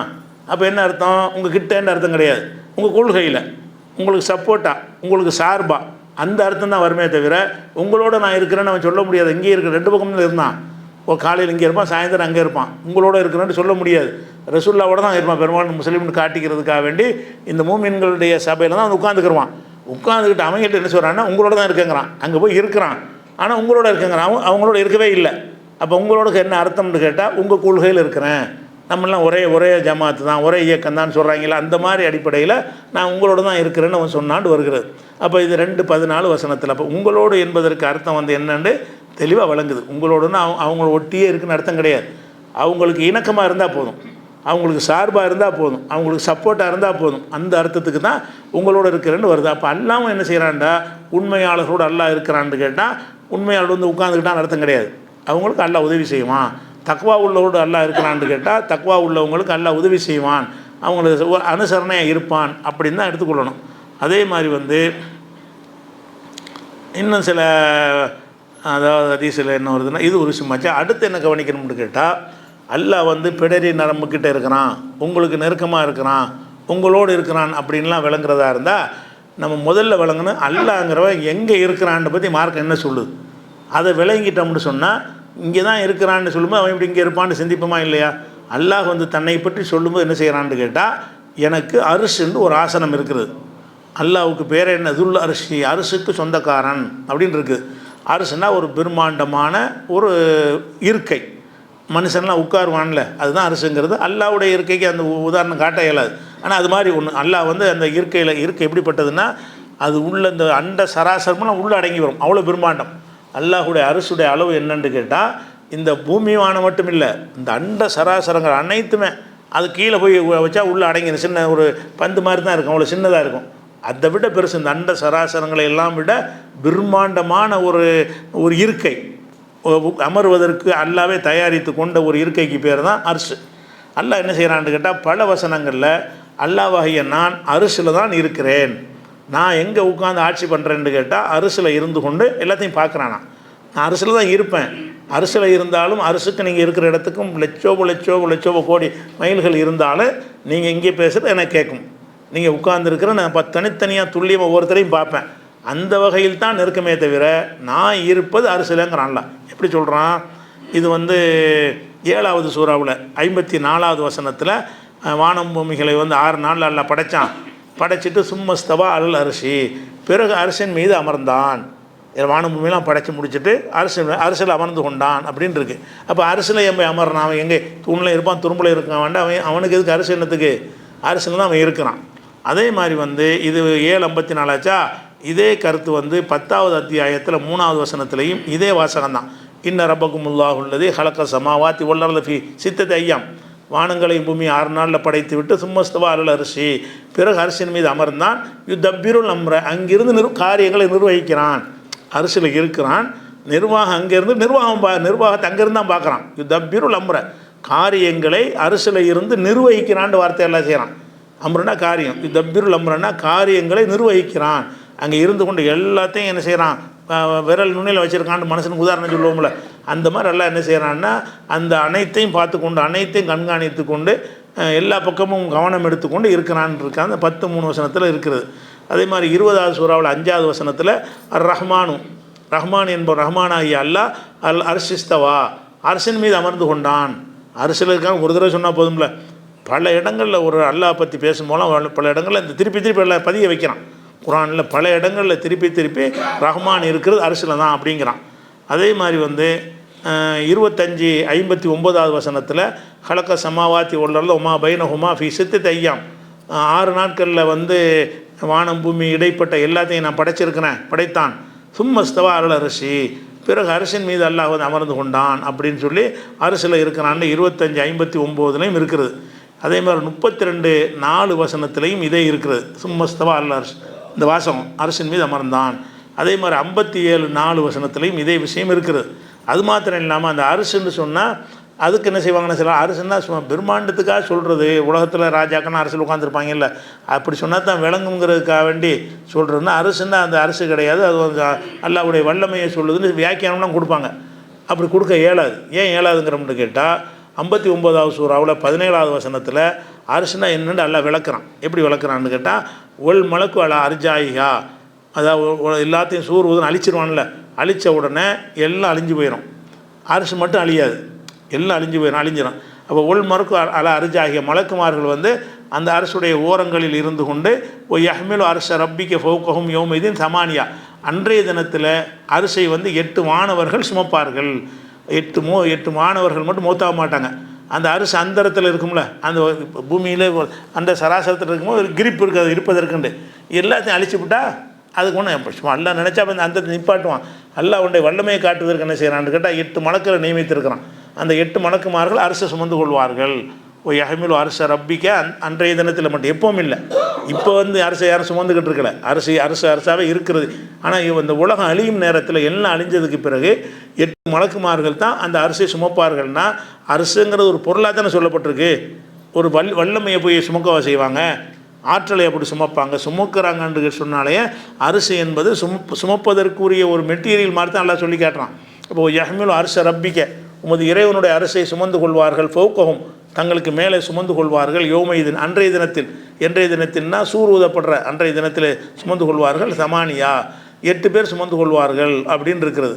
அப்போ இந்த அரசுன்னா வியாக்கியானம் கொடுப்பாங்க சிலருக்கு. அரசில் இருக்கான்னு என்ன அர்த்தம்? அவன் வல்லமையை காட்டுகிறான், சிம்மாசனத்தில் உட்காந்துருக்கான்னு ஒருத்தன் சொல்லுவான்ல, அந்த மாதிரி எடுத்துக்கொள்ளணும், அதில் இருக்கிறான்னு அர்த்தம் கிடையாதுலாம் சொல்லுவாங்க. அது அப்படின்னு சொற்கள் இருந்தால் கூட இதுக்கு அப்படி சொல்ல முடியாதுங்கிறதுக்கு வாசகங்கள் கிடைக்கிறது. வேறு வாசகங்கள்லேருந்து அரசுனால ஒரு பொருளாக தான் இருக்குது. அது ஒரு மெட்டீரியலாக தான் சொல்லப்படுதே தவிர அது ஒரு பவரு, ஒரு சக்திங்கிறதுக்கு சொல்லப்படவே இல்லை. அரசுன்னா அவன் அமர்ந்திருப்பதற்குரிய ஒரு ஆசனமாக தான் சொல்லப்படுகிறது. அதே மாதிரி அல்லாஹ் என்ன சொல்கிறான்னு கேட்டால் 39வது சூறாவில் 75வது வசனத்தில் தரல் மலாய்க்கத்தை, நபியை நீங்கள் மலக்குகளை காண்பீர்கள். ஹாஃபீன மின் ஹவுலில் அரசி, அல்லாஹ் அரசில் இருப்பான்ல, அரசு அப்படி சுற்றி என்ன செய்வாங்கன்னு கேட்டால் இருந்து கொண்டு யுஸப்பிஹூன பிஹம்தி ரப்பிஹிம், இறைவனை புகழ்ந்து போற்றி கொண்டே இருப்பார்கள். மலக்குமார்களை என்ன செய்கிறான்? அரசில் அமர்ந்து கொண்டு நிர்வாகம் பண்ணுறான். அவனை துதித்து கொண்டே இருப்பது அவனுக்கு பிடிக்கும். மலக்குமார்கள்லாம் அரசை சுற்றி இருந்து கொண்டு சுப்ஹானல்லாஹ் அல்ஹம்துலில்லாஹ் அல்லாஹ் என்ன செய்வாங்க? போற்றி புகழ்ந்து கொண்டே இருப்பார்கள் என்று சொல்வதில் இருந்து இல்லாத உன்னையை சுற்றி இருப்பாங்க. அரசை சுற்றின்னு ஏன் வருது? ஒரு சக்தியாக இருக்க பவரை காட்டுறதுக்கு தான் அந்த வார்த்தைன்னு சொல்வார்களே. ஆனால் அரசுங்கிறதை சுற்றி வழக்கல் இருப்பான்னு வருத. அரசுங்கிறது ஒரு பொருளாக தானே சொல்லப்படுது, ஒரு மெட்டீரியலாக தான் சொல்லப்படுது. அப்படிங்கிற ஹவுலல் அரசின்னு வருது. மின் ஹவுலில் அரசை சுற்றி வானவர்கள் இருப்பார்கள் அப்படின்னு சொல்லி 39:75 இருக்கிறது. அதே மாதிரி 40வது அத்தியாயத்தில் 7வது வசனத்தில் அல்லதீன யஹ்மிலூனல் அரச, யார் அரசை சுமப்பார்களோ அவர்களும், ஒமன் ஹவுலஹு, அந்த அரசை சுற்றி இருப்பார்களே அவர்களும், யுஸப்பிஹூன பிஹம்தி ரப்பிஹிம், தங்களுடைய இறைவனை புகழ்ந்து போற்றி கொண்டே இருப்பார்கள் அப்படின்னு சொல்லும் பொழுது அரசை சுற்றி இருப்பார்கள். இதெல்லாம் எதை காட்டுதுன்னு கேட்டால், அரசுண்டு அல்லாவிடத்தில் ஒரு ஆசனம் இருக்குது. அல்லாஹ் இவங்க என்ன உருவமற்றவன்ட்டு ஒரு நாள் இல்லாத ஒன்று உண்டாக்கிட்டாங்க. எதனால் இதெல்லாம் வருதுன்னு கேட்டால், அல்லான்னா உருவோட பவர் சக்தி, மின்சாரத்துக்கு உட்காரதுக்கு இருக்க தேவைப்படுமா?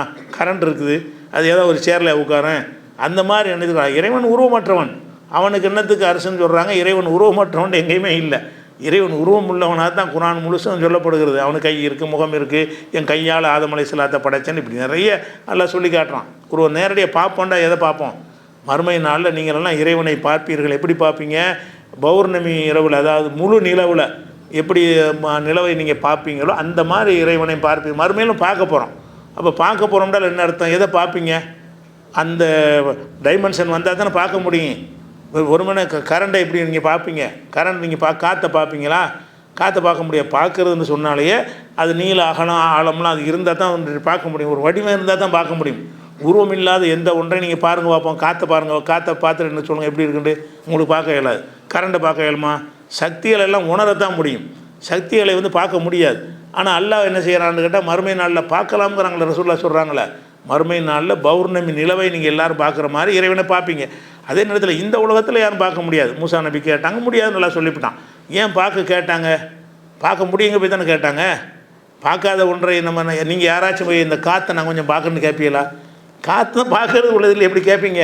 இந்த கரண்ட்டை கொஞ்சம் பார்க்கணுமே, கொண்ட கையை கொண்டாந்து வச்சு காட்டுவீங்க தவிர கரண்ட் எடுத்தால் காட்டுவீங்க?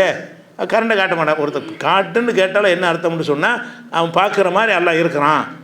உனக்கு பார்க்க இயலாது, துன்யாவில் பார்க்க இயலாது. துன்யாவில் அதை பார்க்குறதுக்கு நம்மள்ட்ட பவர் இல்லை. நம்ம திரும்பி படைக்கப்படும் போது நம்ம எக்ஸ்ட்ரா பவர் உள்ளவங்களாக படைக்கப்படுவோம். அந்த கண்ணை கொண்டு பார்க்கலாம். திரும்பி மரணத்துக்கு பிறகு எந்திரிச்ச பிறகு என்ன ஒன்று கேட்டால் நம்ம உடம்பே அதிக பவர் உள்ள உடம்பாக மாறிடும். முதுமை வராது, எப்பவும் இளைஞராக இருப்போம், மனிதன் கழிக்க மாட்டோம், திண்டுக்கிட்டே இருப்போம், ஒன்றும் வெளியே வரவே செய்யாதுன்னா ஒரு டிஃப்ரெண்ட்டான ஒரு படைப்பு தானே. அந்த மாதிரி ஒரு படைப்பாக எல்லாம் நம்மளை படைச்சிட்டதுனால அப்போ அல்லாவுடைய அந்த ஜோதியை பார்க்கக்கூடிய சக்தி அந்த கண்ணுக்கு வந்துடும். அதனால் அந்த மறுமையில் மட்டும் அந்த பார்க்கலாம்னு அல்லாஹ் செஞ்சுருக்கிறான். இம்மையில் யாரும் பார்க்க முடியாதுன்னு செஞ்சு வச்சுருக்கிறான். அப்படிங்கும் பொழுது அப்போ அல்லாஹ் அரிசில் இருக்கிறான் அப்படின்னு இருக்கும் பொழுது எப்படி உங்களோட இருப்பான்? எப்படி தூணில் இருப்பான்? எப்படி துரும்பில் இருப்பான்? துரும்பில் இருப்பான்னா அப்போ அங்கே இல்லாமல் போயிடுவானே. அப்போ ஒரு நேரத்தில் பல இடத்துல இருந்தால் பல அல்லாஹ் வந்துடுவானே. கோடான கோடி பேர்கிட்ட எல்லாம் இருக்கிறான்னு சொன்னால் கோடான கோடி இறைவன் ஆயிடுவானே. அது போக உள்ள விஷயம் என்றால் எதுலையெல்லாம் இறைவன் இருப்பதா இவங்க சொல்கிறாங்களோ அதுலலாம் இறைவன் இல்லை நம்ம பார்க்குறோமே. இப்போ என்கிட்ட இறைவன் இருக்கிறான்னு சொன்னால் எனக்கு சாவு வரக்கூடாதுல்ல. உங்கள்கிட்ட இறைவன் இருக்கிறான்னா உங்களுக்கு மூத்து வரக்கூடாது, நோய் வரக்கூடாது, கஷ்டங்கள் கவலைகள்லாம் வரக்கூடாதுல்ல. வந்துக்கிட்டு இருக்க அப்போ பொய்ய கற்பனையாக சொல்கிறாங்களே தவிர அல்லாஹ் அதில் இருக்கான்னு சொல்ல முடியாது. இது ஒரு விஷயம். அதே மாதிரி உலகம்லாம் என்னென்னலாம் அல்லாஹ் உலகத்தில் நிகழும் நினைக்கிறானோ அது எல்லாத்தையுமே ஒரு பதிவேட்டில் எழுதுகிறான். இப்போ நம்ம உட்காந்து பேசிக்கிட்டு இருக்கோம்னா இதெல்லாம் எழுதப்பட்டிருக்குது. நான் பேசுகிறது எழுதப்பட்டிருக்கு, நீங்கள் கேட்குறது எழுதப்பட்டிருக்கு. நீங்கள் ஒவ்வொருத்தரும் என்ன செய்வீங்க, அந்த மாதிரி எந்த மாதிரி கவனத்தை இருப்பீங்களா, கவனம் இல்லாமல் இருப்பீங்களா, எல்லாமே ரெக்கார்டில் இருக்கும். அது எழுதப்பட்டிருக்கு. எழுதி எல்லாம் எங்கே வச்சுக்கிறான்னா போகுவ இந்த போக்கல் அரிசி அதை தன்னிடத்தில் அரிசன் மேலே வைத்து இருக்கிறான். இங்கே நடக்கிற அம்புட்டு ரெக்கார்டும் அரிசி மேலே தான் இருக்குது. அல்லாஹ் அந்த அரசில் இருந்து கொண்டு அத்தனை விஷயங்களுடைய டீட்டெயில்ஸ் எல்லாம் டேட்டாவும் எங்கே இருக்குன்னு கேட்டால் அரிசி மேலே தான் வச்சுருக்கிறான். அந்த டேட்டாஸ் எல்லாம் கலெக்ட் பண்ணி அதன்படி தான் உலகம் இயங்கிகிட்டே இருக்குது அப்படின்னு ரசூல் ஸல்லல்லாஹு அலைஹி வஸல்லம் சொல்கிறாங்க. இது புகாரில் 7404 ஹதீஸ்லையும் 3194 ஹதீஸ்லையும் இருக்குது. அப்போ அரிசுண்டா என்னென்னா அரிசுன்னு ஒன்று இருக்குங்கிறத விளைவிக்கணும். அது ஒன்றாச்சா. அதே மாதிரி பல இடங்களில் அல்லாஹ் எங்கே இருக்கிறாங்கிற ஒரு விவாதம் வரும்போதெல்லாம் வானத்தில் இருக்கிறாங்கிற மாதிரி ரசூலுல்லாஹ் சொல்லியிருக்கிறாங்க. அல்லாஹ் எங்கேயும் தான் இருக்கிறான்னு சொல்லவே இல்லை. அல்லாஹ் எங்கே இருக்கான்னு கேட்கும் பொழுதுனா வானத்தில் இருக்கிறான். வானத்தில் தான் அல்லாஹ் இருக்கிறான். வானம்னா அரசில் அடங்கிடும்ல. வானத்தில்னு சொன்னாலும் அரசுனா ரெண்டு ஒன்று தான். வானத்தில்ங்கிறது விரிவான அர்த்தம், அரசுலன்னா அதுக்கு மேலே உள்ள அந்த அரசுன்ற அர்த்தம். அது வானத்தில் அரசும் இருக்குது. இப்போ வானத்தில் இருக்கிறானுங்க மாதிரி கருத்துப்பட என்ன செய்யுதுன்னு கேட்டால் நிறைய ஹதீஸுகள் இருக்குது. எப்படி சொல்கிறாங்கன்னா ரசூல் ஸல்லல்லாஹு அலைஹி வஸல்லம் அவர்கள் அந்த நேற்று கூட சொன்னது அந்த பங்கு வச்சு கொடுக்கும்போது ஜக்காத்து பொருளை பங்கு வச்சு கொடுக்கும்போது விமர்சனம் பண்ணாங்கல்ல, நீங்கள் நாள் பார்த்து கொடுக்குறிய அப்படின்லாம் கேட்டாங்க. அப்போ ரசூலுல்லாஹ் அந்த நேரத்தில் சொல்லுவாங்க, அலா தமனூனி, என்னை நீங்கள் நம்ப மாட்டீங்களா? நான் கொடுக்குறேன்னா தக்க காரணத்தோடு கொடுப்பேன். ஒரு இஸ்லாத்துக்கு புதுசாக வந்தவருக்கு ஜாஸ்தியாக கொடுப்பேன், பழைய ஆளுக்களுக்கு கம்மியாக கொடுப்பேன், அவங்க உறுதியான ஆளுக்குன்னு நினச்சி கொடுப்பேன். ஆனால் நீங்கள் என்ன செய்றீங்க, வேண்டிய ஆள் வேண்டாத ஆளுன்னு நினச்சி நீங்கள் விமர்சனம் பண்ணுறீங்கன்னு ரசூலுல்லாஹ் அந்த விமர்சனத்துக்கு கவுண்டர் கொடுப்பாங்க. அந்த கவுண்டர் கொடுக்கும்போது என்ன சொல்லுவாங்கன்னு கேட்டால், அலா தமனூனி, என்னை நீங்கள் நம்ப மாட்டீர்களா? வான அமீனு மன்ஃபிஸ்ஸமா, வானத்தில் இருக்கிறானே அவனால் நம்பப்படுபவன்னா அல்லாஹ் பற்றி சொல்கிறாங்க. நீங்கள் நம்ப மாட்டேங்கிறிய, வானத்தில் இருக்கிறவன் என்ன நம்புகிறானே, வானத்தில் இருக்கிறவன் ஏன் சொல்கிறாங்க அல்லாவை? அல்லாஹ் இங்கே தான், அல்லாஹ் இங்கே இருக்கு, எங்கும் இருக்கிற அல்லாஹ் என்னை நம்புறான்னு சொல்ல வேண்டியதானே. அந்த நம்பிக்கை அல்லாஹ் நம்புறான்னு சொல்லும் பொழுது ஆனால் அமீனும் மன்ஃபிஸ்ஸமா, வானத்தில் இருக்கிறானே அவனுடைய நம்பிக்கை பெற்றவன்னா நீங்கள் எப்படி நம்பாமல் இருக்கிறீங்க அப்படின்னு கேட்குறாங்க. அதே மாதிரி ஏத்தீனி ஹபரு சமாய் சபாகன் மசான், வானத்தில் உள்ள செய்திகள் காலையிலும் மாலையிலும் எனக்கு வந்து கொண்டே இருக்கிறது. செய்தி வானத்தில் தான் வருதுங்கிறாங்க.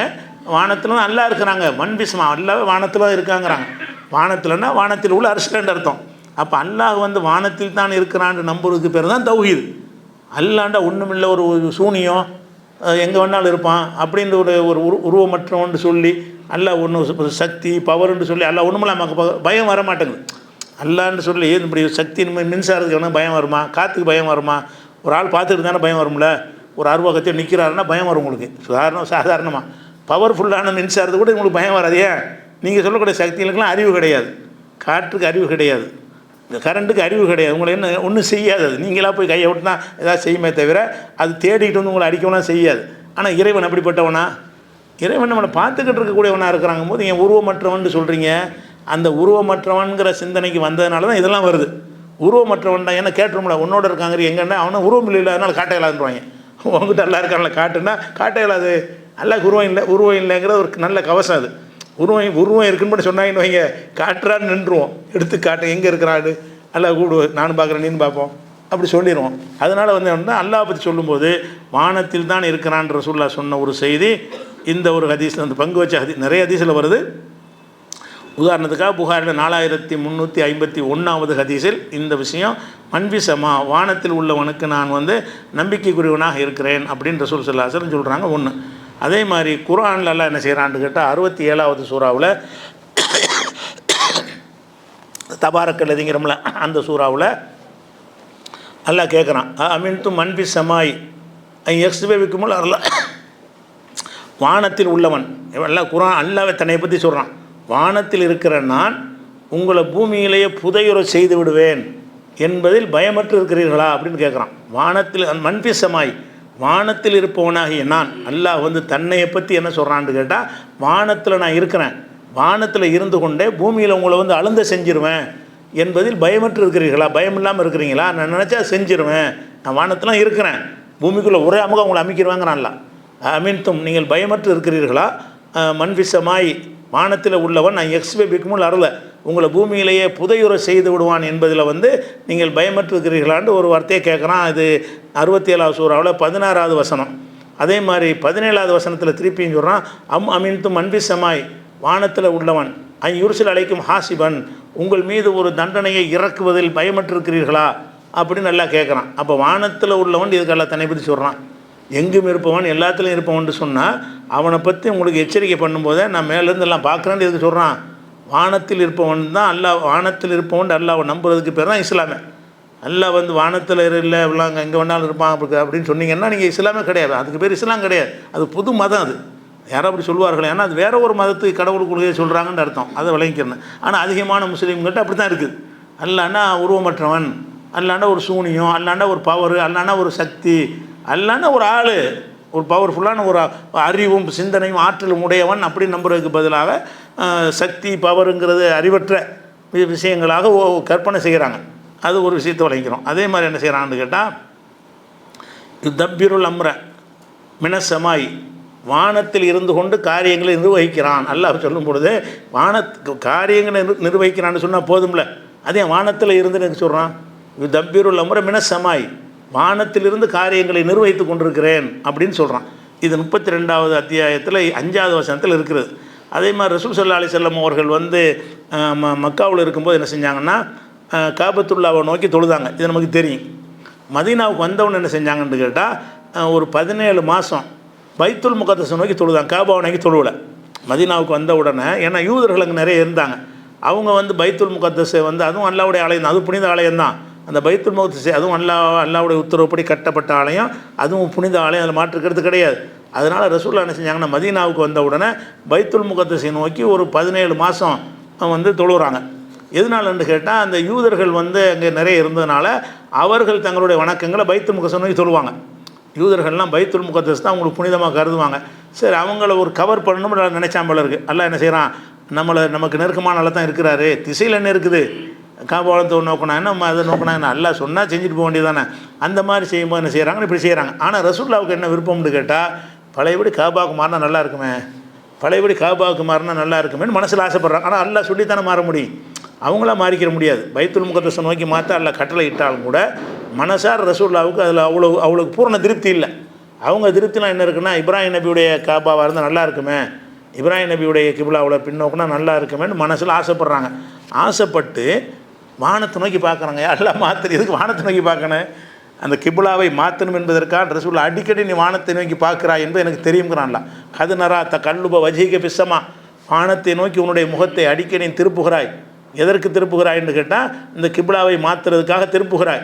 அதனால் ஃபலனு வள்ளி அன்னைக்கு கிப்லத்தன் தரலாகா, நீ விரும்புகிற கிப்லாவுக்கு இப்போ நம்ம திரும்புகிறோம், கட்டளை எடுக்கிறோம், இனிமேல் மஸ்ஜிதுல் ஹராமை நோக்கி திரும்புன்னு ஒரு ஆர்டர் பண்ணுறான். அப்படி ஆர்டருக்கு காரணம் என்ன சொல்கிறான்னு கேட்டால், நீ வானத்தை நோக்கி அடிக்கடி பார்த்துக்கிட்டே, பார்க்குறது எதுக்கு தான், அல்லாட்டேருந்து கட்டளை வந்துடுமா, அல்லாட்டேருந்து கட்டளை வந்துடும், மேலே பார்க்குறாங்க, என் மேலே ஏன் பார்க்கணும், எங்கே வேணா அந்த குனிஞ்சிட்டு கேட்க வேண்டியனா அதை வானத்தை நோக்கி எங்கே கேட்டு கேட்குறாங்க. அங்கேருந்து மெசேஜ் வர வேண்டியிருக்கு, வானத்திலேருந்து செய்தி வந்தால் நல்லா இருக்குமே, என்ன செய்தி வரணும், நீ இனிமேல் இது வரைக்கும் பைத்துல் முகத்தஸ் போதும், இனிமேல் நீ காபத்துல்லாவை நோக்குன்னு ஒரு உத்தரவு வராதா அப்படின்னு அவங்க ஏங்குனாங்க. அந்த ஏங்குனது எல்லாம் சொல்லும் பொழுது கதுனரா தகல்லுப வஜிஹிக ஃபிஸ்ஸமா, வானத்தில் உன்னுடைய முகம் அடிக்கடி திரும்புவதை நாம் பார்க்குறோம்.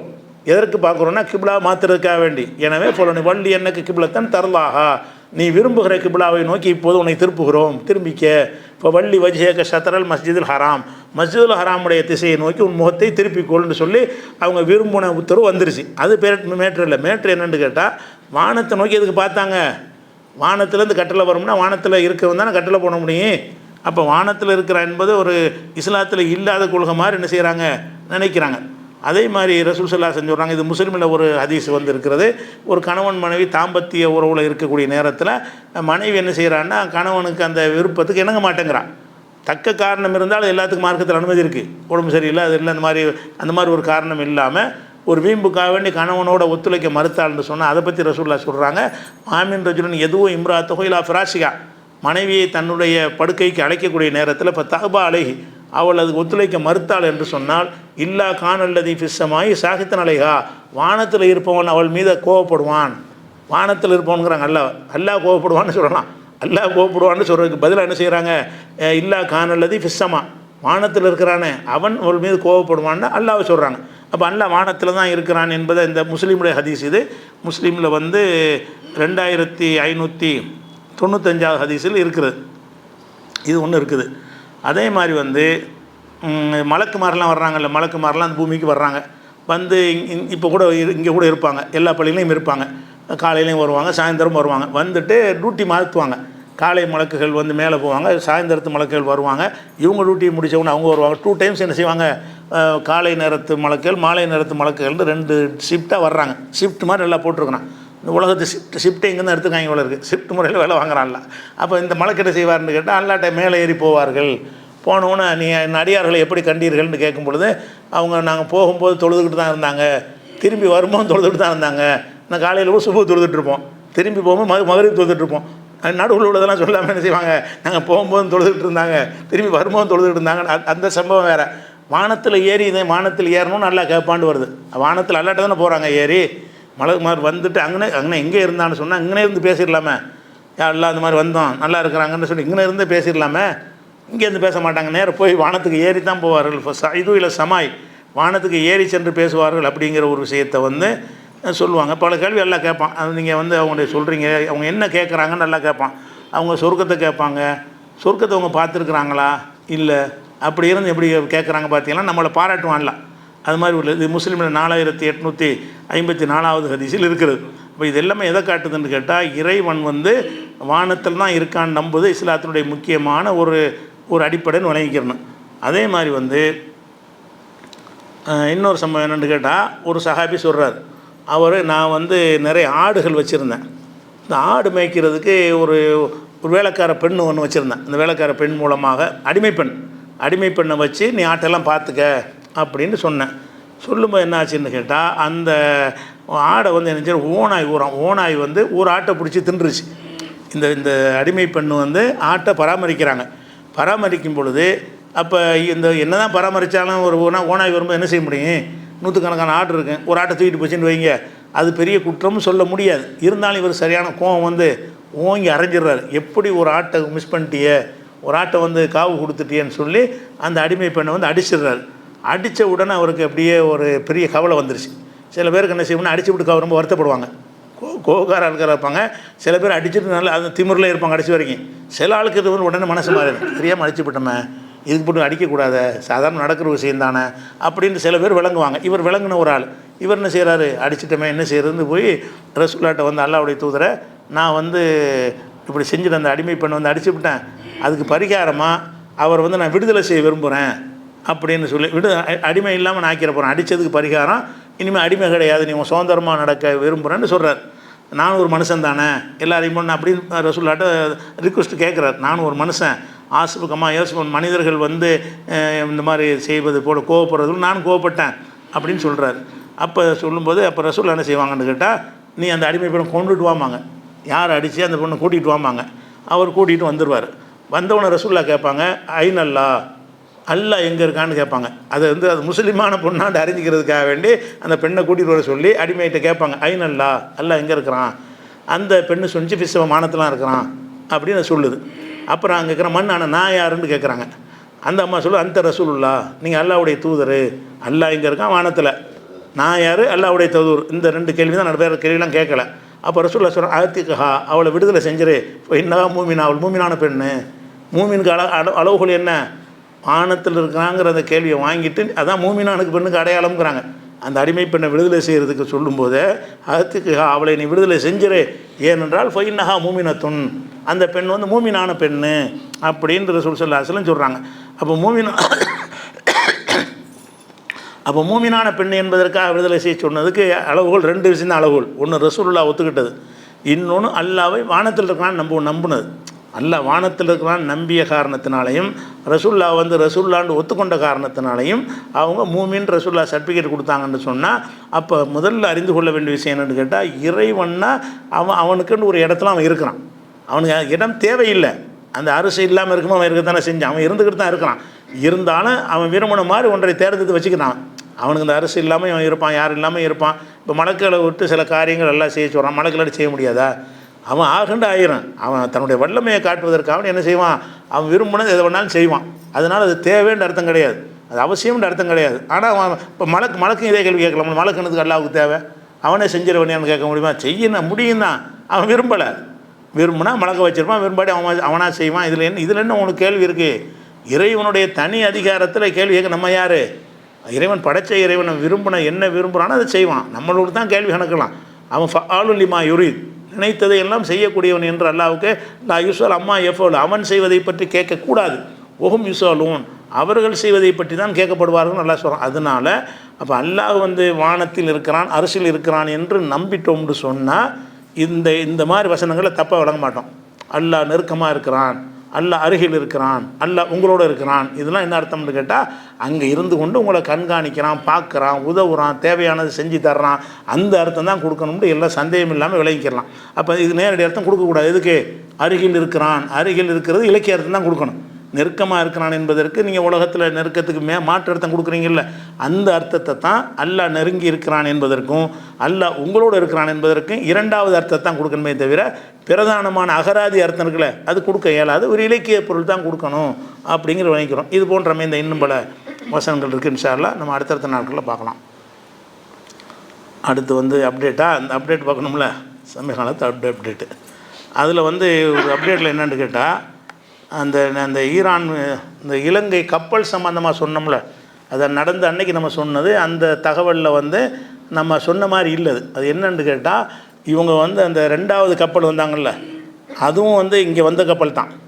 அதாவது முதல் கப்பல் எப்படி இந்தியாவில் பயிற்சி எடுக்க வந்தார்களோ, இன்னொரு கப்பலும் பயிற்சி எடுக்க தான் வந்தாங்க. வந்த கப்பல் முதல் கப்பலுக்காரங்க முன்னாடி புறப்பட்டு போயிட்டாங்க. இவங்க அதை பர்ச்சேஸ் பண்ணிட்டு லேட்டாக வருவாங்க போல இருக்குது. லேட்டாக வந்த கப்பல் வந்து என்ன செய்யுது, அவங்க இந்த மாதிரி அடிச்சிட்டான்னு தெரிஞ்ச உடனே இலங்கையில் ஒரு அடைக்கலம் கேட்டவுடனே இலங்கை இது அவங்க அடைக்கலம் துறைமுகத்தில் இறக்கி அவங்களுக்கு எல்லா விஷயம் செஞ்சு கொடுத்துருக்குறாங்க. அது வந்து இவங்க அங்கேருந்து கேள்விப்பட்டு ஈரான்லேருந்து வந்தாங்கன்னு நான் சொன்னேன்ல, அப்படி தான் ஆரம்ப தகவல் வந்துச்சு. அது நம்ம இட்டுக்கட்டெல்லாம் சொல்லலை, சோர்ஸுகள்லேருந்து வரக்கூடிய செய்தி அப்படி தான். ஒரு தகவல் வரலைங்கும் போது ஒரு ஊகத்தின் அடிப்படையில் சொன்னதை நம்ம சொல்லிட்டோம். ஆனால் அவங்களும் இதே மாதிரி 2 பேர் ஒன்றா தான் வந்திருக்கிறாங்க. அவங்க கொஞ்சம் ஒரே நேரத்தில் வந்தால் 2 மூழ்கி போயிருக்கும். அவங்க கொஞ்சம் லேட்டாக வந்ததுனால அவங்க தெரிஞ்சுக்கிட்டு இலங்கையில் அடைக்கலம் கேட்டாங்க, கொடுத்துட்டாங்க. கொடுத்தோன்னே அமெரிக்கா என்ன செய்கிறான்னு கேட்டால், அவங்க வந்து எங்களை வந்து ஒப்படைக்கணும், அந்த ஈரான் கப்பலில் வந்தவங்களே எங்கள்கிட்ட ஒப்படைக்கணும், இந்த கப்பலில் வந்தவங்களே அந்த கப்பலில் காப்பாற்றப்பட்டாங்க 32 பேர், அவங்களே எங்கள்கிட்ட ஒப்படைக்கணுங்கிற ஒரு கோரிக்கையை வந்து தூதரகத்தின் மூலமாக ப்ரெஷர் பண்ணுறாங்க. ஆனால் இலங்கை ஒரு சின்ன நாடாக இருந்தாலும் அவங்க ரொம்ப தெளிவாக டீல் பண்ணிட்டாங்க. நாங்கள் வந்து ஈரானுக்கு சார்பாகவும் நடவடிக்கை மாட்டோம், நாங்கள் அமெரிக்கா சார்பாக எடுக்க மாட்டோம். சர்வதேச சட்டங்கள்னு ஒன்று இருக்குது. சர்வதேச சட்டங்கள் படி ஒருத்தன் நடுக்கடலில் சிக்கிக்கிட்டான்னு சொன்னால் அவனுக்கு என்ன செய்யணுங்கிற சட்டம் சொல்லுது. அந்த சட்டம் என்ன சொல்லுது அதன்படி செய்வோன்ட்டாங்க. திருப்பி கொடுக்க மாட்டோன்ட்டாங்க. கொடுக்க மாட்டோன்னு சொன்னது மட்டும் இல்லாமல் அவர் பலவீனமான ஒரு கவர்மெண்ட்டாக இருந்தால் நியாயத்தை நிற்கிறாங்கண்ணே. சின்ன கவர்மெண்ட் அது இலங்கைலாம். அந்த ஒரு கவர்மெண்ட்டாக இருந்தாலும் என்ன செய்கிறாங்க, அமெரிக்காக்காரன் ஒப்படைக்க சொல்கிறான், அதை எங்கள்கிட்ட தந்துருங்கிறான். அவனை அது எப்படி கொடுப்பாங்க? அவங்க சிக்கற்றவர்கள் நிறைய மாட்டிக்கிட்டதுனால அவங்களுக்கு அடைக்கலம் கொடுத்தாங்க. ஒருத்தங்க சர்வதேச கடல் எல்லையில் மூழ்கி கிடக்கிறாங்க, அவனை காப்பாற்றிட்டு வந்தால் அவனை என்ன மாதிரி நடத்தணும்னு சர்வதேச சட்டங்கள் எல்லா நாடும் ஒத்துக்கொண்ட சட்டங்கள் இருக்குது.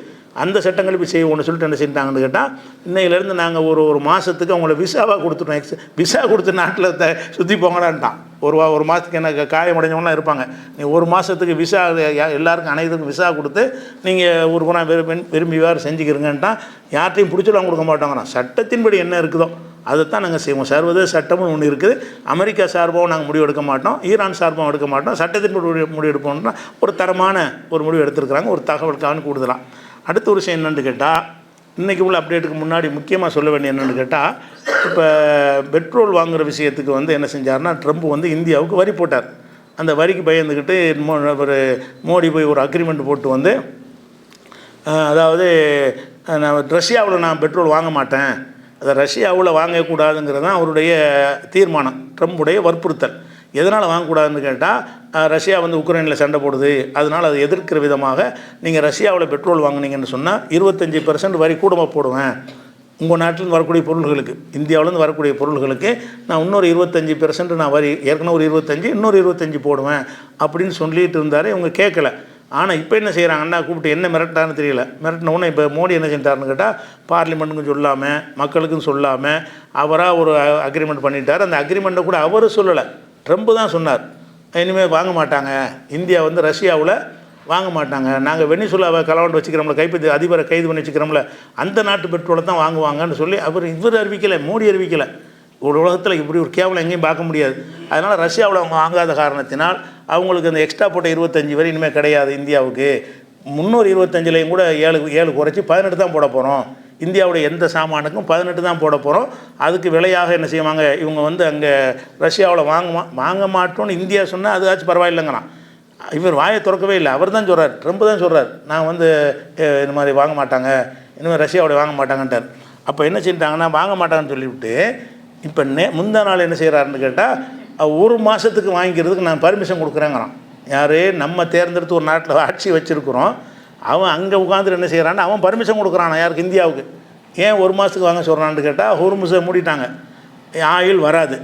ஆயில் கிடைக்கலன்னு சொன்னால் தட்டுப்பாடு வரும். அப்போ தட்டுப்பாடு வரும் என்று சொன்னால் ரஷ்யாவில் தான் ஈஸியாக வாங்க முடியும் அவங்களுக்கு. ரஷ்யாவை அந்த ஹோர்முஸ் வழியாக வந்தாலும் தடுக்க போகிறது இல்லை. அதனால் என்ன செஞ்சிட்டான், ரஷ்யாவில் நீங்கள் ஒரு மாதம் வாங்கிக்கிறங்க, ஒரு மாதத்துக்கு வாங்கிக்கிட்டீங்கன்னு சொன்னால் அதை நாங்கள் அனுமதிக்கிறோம், அந்த 18% வரி தான், வரி அதிகரிக்க மாட்டோம்னு சொல்லி அதையும் பிரதமர் சொல்லலை. அதையும் நம்ம பெரிய பிரதமர் தான் சொல்கிறார். யார், ட்ரம்ப் தான் சொல்கிறாரு. இந்தியாவுக்கு 2 பிரதமர், சின்ன பிரதமர் ஒன்று, பெரிய பிரதமர் ஒன்று. பெரிய பிரதமர் என்ன சொல்கிறாருன்னு கேட்டால், நீங்கள் 25% வாங்கிக்கிறங்க, சாரி இந்த ஒரு மாதத்துக்கு, ஒரு மாத காலத்துக்கு நீங்கள் வாங்கிக்கிறங்கன்னு சொல்லி வாங்குறாரு. அதில் 2 விஷயம் இருக்குது. ஒன்று, நம்மளை அடிமைப்படுத்தினாங்கன்னு விளங்குது. இவ்வளோ ஒரு வல்லரசாக போகக்கூடிய ஒரு நாடு இது. இந்தியாவில் சின்ன நம்பர், நம்ம 140 கோடி, அவன் ஒரு 7 கோடி பேர் இருக்கிறான். 7 கோடி உள்ள நாடு தில்லாக நிற்கிறான். 140 கோடி மக்கள் உள்ள ஒரு நாடு அடிமையாக கூனி கூறி கேவலப்பட்டு நிற்கிற ஒரு காட்சியை பார்க்குறோம். இவ்வளோ கேவலன்னு பாருங்கள். அதுபோக இன்னொரு விஷயம் என்னென்னு கேட்டால், இவன் எதுக்காக வேண்டி அந்த ரஷ்யாவில் வாங்க அனுமதிக்கிறான்? ஹுர்முஸை திறந்துட வேண்டியில் மறைய ரஷ்யாவில் வாங்கினேன், ஹுர்முஸ் வழியாக வந்துருமில்ல, நல்லா தெரியுது. ஹுர்முஸில் அவுட்டுன்னு வழங்கிட்டான், அதை ஒத்துக்கிறான், தோல்வி ஒத்துக்கிறான். அதில் இன்னொரு வகையில் ட்ரம்ப் தோல்வி, என்ன தோல்வி, அந்த சவுதி அரேபியாவில் இருந்தோ மற்ற குவைத்தில் இருந்தோ மற்ற அரபு நாடுகளில் இருந்தோ எந்த ஒரு ஆயிலும் உங்களுக்கு வராது, இந்தியாவுக்கு வராது, வராமல் இவங்க தடுத்து விட்டாங்க, எங்களால் அதை மீறி கொண்டு வர இயலாது, அதனால் நீங்கள் ரஷ்யாவில் வாங்கி, அதான் அதுக்கு அர்த்தம். இப்போ ரஷ்யாவில் வாங்கிக்கிறதுக்குன்னு அனுமதி கொடுத்ததுலேருந்து என்ன விளங்குதுன்னு கேட்டால், ஹுர்முஸை நாங்கள் மீட்டுருவோம் தொடர்ந்துருவோம் அப்படின்னு, அதெல்லாம் வெத்து வேட்டி தான். அவன் கூப்பிட்றோம் போக மாட்டேங்கிறான். அதனால் ஹுர்முஸ் வழியாக யாருமே போக முடியாது, உள்ளுக்கு இருந்து கண்ணி வழி தள்ளி விட்டுருவாங்க. அது ஒரு தகவலாக போச்சு. அடுத்த விஷயம் என்னென்னு கேட்டால், இன்றைக்கி உள்ள 2-3 விஷயம் முக்கியமாக தெரிய வேண்டிய என்னென்னு கேட்டால், இந்த மசூது பெசஸ்கியான்கிற ஒரு அதிபராக இருக்கார்ல, அவர் இந்த மன்னிப்பு கேட்டார் பாருங்கள். நீங்கள்லாம் சகோதர நாடுகள், அண்டை நாட்டோட நாங்கள் தாக்க விரும்பலை, நாங்கள் உங்களோட தாக்குனதுக்கு மன்னிப்பு கேட்டோங்கிறார்ல. இந்த மன்னிப்பு கேட்ட விஷயத்தை எல்லாருமே ட்ரம்ப் இணைஞ்சிட்டார இறங்கிட்டாங்க. சரணடைஞ்சிட்டாங்க, கீழே விழுந்துட்டாங்கன்னு பேசுகிற அளவுக்கு இவர் கேட்டார். இதில் ஒரு சில விஷயங்களை, ஏன்னா வெளிப்படையாக அவங்க என்ன சொல்ல முடியாது, நமக்கு விளங்கும். என்ன விளங்கும்னு கேட்டால், இந்த மசூது பெசஷ்கியான் இருக்கார்ல, இவர் வந்து மேற்கத்திய சிந்தனை உள்ள ஒரு ஆள், விளங்குதா? இவர் வந்து இப்போ இஸ்லாத்தை காப்பாற்றணும் அந்த மாதிரி சிந்தனை இல்லாத ஒரு ஆள். அதிபர் தேர்தல் 2024 நடக்கிறது. அவர் இப்ராஹிங்கிறவரை கொண்டு விட்டாங்கல்ல, அந்த ஹெலிகாப்டர் விபத்தில் வச்சு அவர் இறந்துட்டார். இறந்த உடனே அதிபருக்கு தேர்தல் நடக்குது 2024. அந்த 24 தேர்தல் நடக்கும் பொழுது 2 அணியாக போட்டிடுறாங்க. ஒரு அணி வந்து சீர்திருத்த அணின்னு பேர், இன்னொரு அணி வந்து ஃபண்டமெண்டலிஸ்ட், அடிப்படை கொள்கையில் நிற்கணும், இஸ்லாத்தில் நிற்கணும்னு சொல்லுவாங்கள்ல, அப்படி ஒரு அணி. இவர் இந்த மசூத் எதில் போட்டிடுறாருன்னு கேட்டால் சீர்திருத்தவாதிகள்ங்கிற அணியில் தான் போட்டிடுறார். அதுக்கு என்ன சொல்லி மக்கள்கிட்ட கேட்குறாருன்னு கேட்டால், நாங்கள் வந்து ஐரோப்பிய நாடு நல்லுறவை வளர்த்து கொள்ளுவேன், அவங்களோட இணக்கமாக இருப்பேன், இப்போ நீங்கள் வர கஷ்டமெல்லாம் தீர்ந்துறேன், பொருளாதாரத்தெல்லாம் நீக்கிடுவேன் அப்படிங்கிறத தான் ஒரு பிரச்சாரமாக்கினாரே தவிர மார்க்கத்தை காப்பாற்றுவேன் அல்லது இவங்கள அப்படிங்கிற மாதிரி கொள்கை உள்ளவர் கிடையாது. அவர் மேற்கத்திய சிந்தனையில் மேற்கத்தியக்காரங்க சந்தோஷப்பட்டாங்க இவர் வந்தவனை. ஆனால் அங்கே என்னென்னு கேட்டால், அங்கே அதுக்கு மேலே புடியா ஒரு ஆள் உட்காந்துருக்காரு, சுப்ரீம் லீடருக்கு தான் எல்லாம் பவர்ண்டு, அதனால இவருக்கு சொல்கிற தலையாட்ட வேண்டி இருந்துச்சே தவிர உள்ளூரை யாருன்னு கேட்டால் இவர் வந்து ஒரு பிடிப்பான ஆள்லாம் கிடையாது.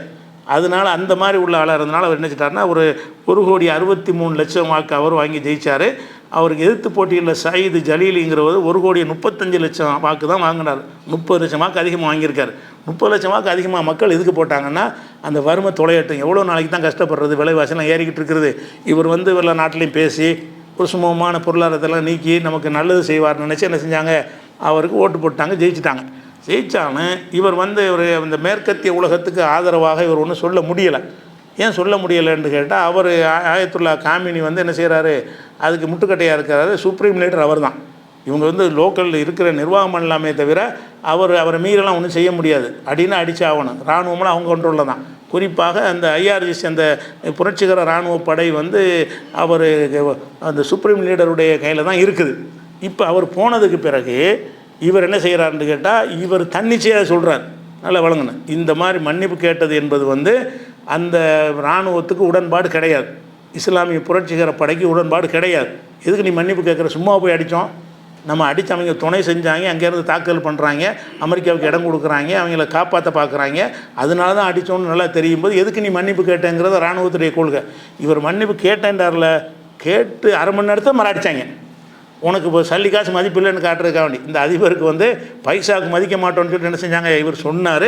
சொன்னதுக்கு பிறகு இன்றைக்கி அடிச்சிட்டு இருக்கிறாங்க. அவங்க ஐஆர்ஜிசி இராணுவத்துடைய நிலைப்பாடு என்னன்னு கேட்டிங்கன்னு சொன்னால், 2 விஷயம். ஒன்று வந்து நீ தாக்குவதற்கு துணை செஞ்சாலும் அடிப்போம், அதில் அதுபோக அந்த அமெரிக்காவுக்கு எதெல்லாம் லாபகரமாக இருக்குமோ அதெல்லாம் அடிப்போம்.